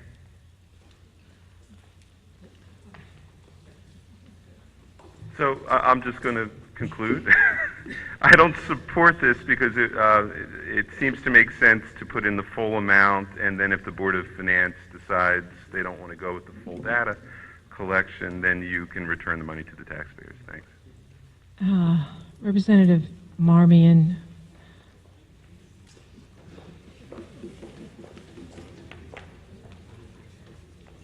Sheila Marmion, District 6. I think this is, I give you some credit for trying to find some savings to the taxpayer. I appreciate the effort, but I think this is short-sighted in that instead of opening up our options, you are limiting our options. Before we even get to the discussion with the Board of Finance, we won't have a choice. We will be forced into doing the partial review, and as many people have said, the last reeval caused so many issues. We heard so much. Why not give people the opportunity to really have their house assessed fully? That will limit, I believe, the likelihood that we'll have lawsuits, which will increase costs to the town. So I do not support this. It limits our options, and that's unfair to the taxpayers and to all the people who went through a difficult time in their districts with what they thought were unfair evaluations. Representative, I saw Representative, all right, Representative Caffarelli.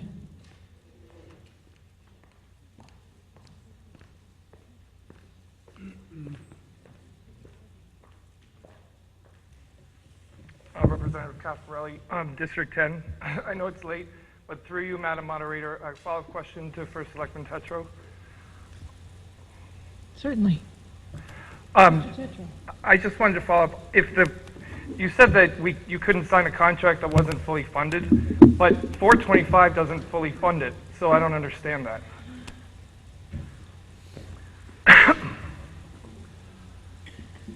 It's the typical way contracts for tax appraisals are done. Because the process takes 2 years, the appraisal company understands that we can only fund one budget at a time, so there is an out clause after the first 12 months of the first half of the funding. That's kind of the norm in this industry segment. Okay, thank you. Representative Gottlieb.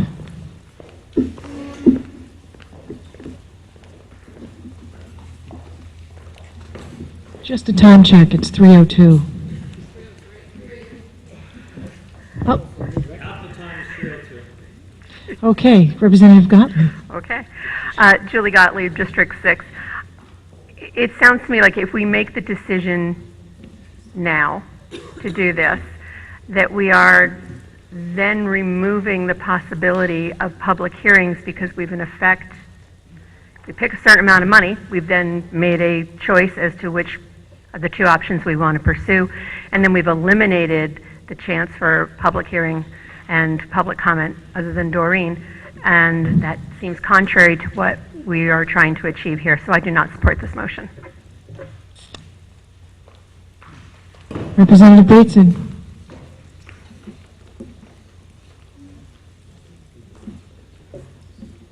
Ed Bates in District 3. I'll disagree. I really do think that the public will have an opportunity to comment at the Board of Finance level.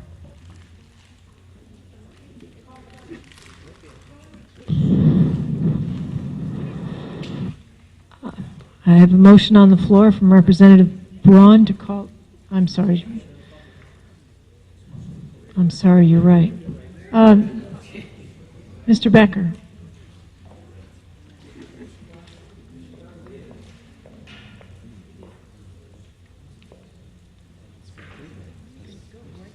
Thank you, Madam Moderator. David Becker, Board of Finance. Is this on? There we go. Is that better? David Becker, Board of Finance. I do still think that either way, this is going to come back and will come back and ultimately come to not only the Board of Finance but to the RTM for a vote. The Board of Finance, if it does need to come back to full reval, would have some tools. I'm not particularly thrilled with seeing this thing come down. I did represent District 1 on the RTM for 4 years and certainly went through some pretty tumultuous years about it. But I do think that there are a couple different ways. Certainly, contingency is very tight, but if we had to take some additional money out, that could be done. We could also set the contract up, possibly with the company, to pull money in a larger sum next year. I think you should just realize that if we do full reval and we don't fund in this year and it goes to next year, that's going to be an even bigger number. But I do want to make clear that in my view, there will be a debate about the right way to do this. So if something comes back and says, you know what, it does need to be done, the debate doesn't really end tonight as to exactly how to do it. It's really talking about the funding and setting things up in the view that if the RTM feels as though it's likely to go in the partial reval, then why have the budget be at a larger increase right off the bat when you may not have to have that money in this next year. So, thank you. Okay. Back to the body. There was a motion on the floor from Representative Braun to call the question. I have a second. Representative Caffarelli. All those opposed to calling the question, please raise your hand. Representative Garskoff? Representative Schwartz? Representative Marmion? Representative Gottlieb? Representative Zezima and Dean? And Walk? That arm. Okay, thank you. I believe that motion passes. So the motion on the floor right now is to reduce contingency for the revaluation by an amount of $125,000. Would the clerk please call the roll? Yes. Yes. Gaylord Meyer. Pete Ambrose. Yes. Catherine Burstein. Yes. Nathaniel Schindler. Yes. Jeff Steele. Yes. Ed Davidson. Yes. Laura Devlin. Yes. Hank Barons. Yes. Dave McKenzie. Yes. Brian McCullough. No. Heather Dean. No. Bill Gerber. Joe Palmer. Yes. Cindy Waldron. No. Josh Garsbach. Lauren O'Brien. Andrew Semmel. Yes. Ruth Smag. No. Carol Weck. Julie Gottlieb. No. Alan Marks. No. Sheila Marmion. No. Jay Wolf. No. Liz Ezema. No. Jen Hochberg. No. Kevin Hopkins. No. Eric Newman. No. Bill Pierce. No. Al Schwartz. No. Kathy Braun. Yes. Alex Durrell. Yes. Tom McCarthy. Yes. Jeff Malrano. Yes. Pamela Iacono. Yes.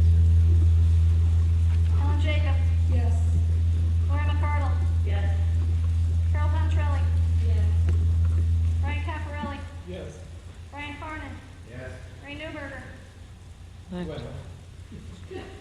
Couldn't take it anymore. Bill Perugini. Yes. Bruce Ryan. Yes.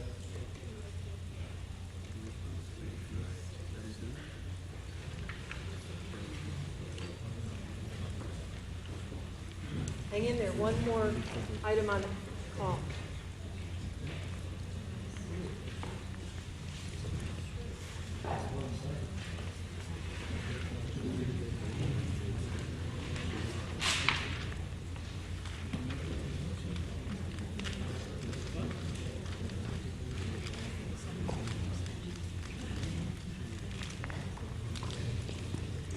The motion passes 25 to 17 to 1. Now we're going to vote on the budget. And then after we vote on the budget, we still have one more item on our call.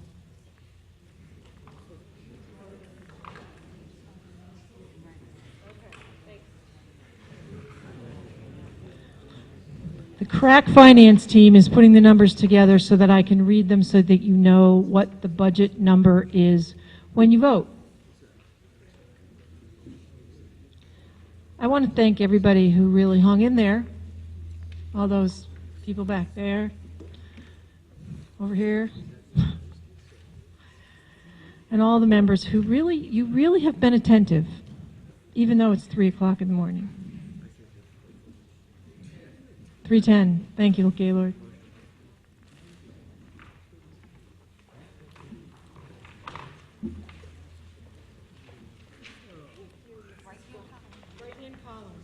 Okay, right-hand column.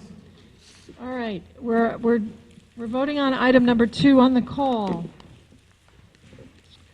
I'm going to read the numbers on below the text. The Board of Finance recommended budget has now been reduced to $284,962,638,000, less current tax year revenue of $25,423,521.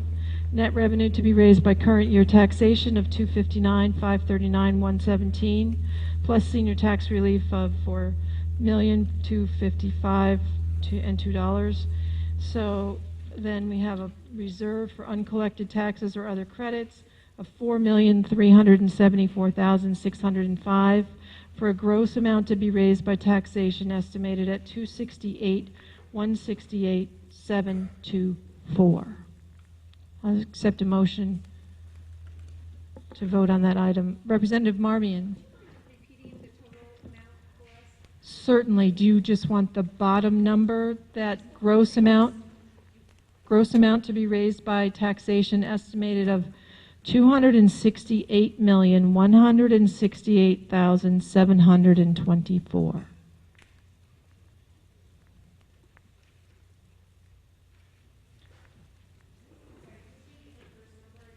Certainly. Board of Finance recommended budget. The first number on your call, which was 286,015,872, now reads 284,962,638. You're welcome. I'll entertain a motion to vote on this item. Representative Iacono, a second. Representative Way. Any discussion on this item? Representative Schwartz.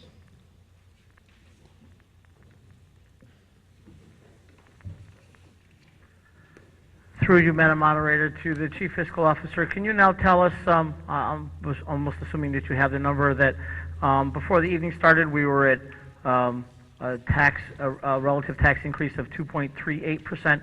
Can you tell me where that number is now?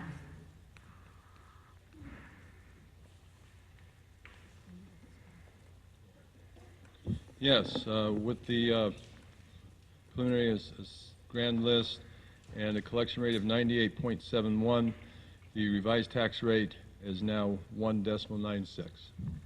1.96%. So just for round numbers, so you guys all understand, we sat here for 8 hours.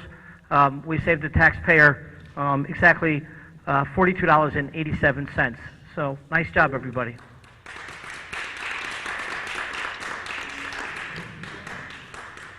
Any other comments on the budget? Representative Ambrose.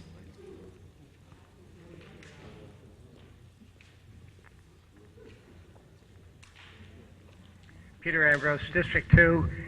We did sit here tonight for 8 hours, but most of us have been heavily involved in this process for several months. And I think it's fitting to thank the RTM members for not only sitting here tonight for 8 hours, but also to have indulged in this process. We don't get paid for it. We spend a lot of time doing it. And we do it because we love this town. Thank you. Thank you. Thank you, Mr. Ambrose. Any other comments on the budget? Seeing none, I'm going to go to a vote. To the clerk. Yes. Yes. Gaylord Meyer. Yeah. Ed Ambrose. Yes. Catherine Burstein. Yes. Nathaniel Schindler. Yes. Jeff Steele. Yes. Ed Bateson. Yes. Laura Devlin. Yes. Hank Behrens. Yes. Dave McKenzie. Yes. Mary McCullough. Yes. Heather Dean. No. Bill Gerber. No. Joe Palmer. Yes. Cindy Waldron. No. Josh Garskoff. Lauren O'Brien. No. Andrew Semmel. Yes. Ruth Snag. No. Carol Way. Yes. Julie Gottlieb. No. Alan Marks. No. Sheila Marmion. No. Jay Wolf. No. Liz Ezema. No. Jen Hockberg. No. Kevin Hopkins. No. Eric Newman. No. Bill Pierce. No. Hal Schwartz. No. Kathy Braun. Yes.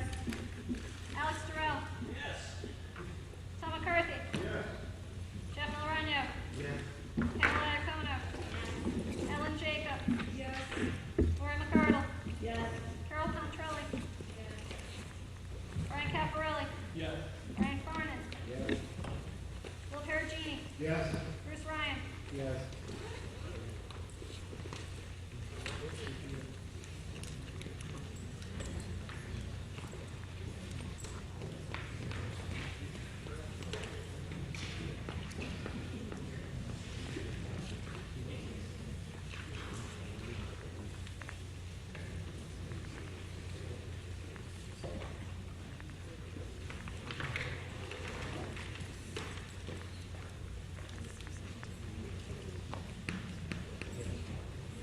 The item passes 26 to 17.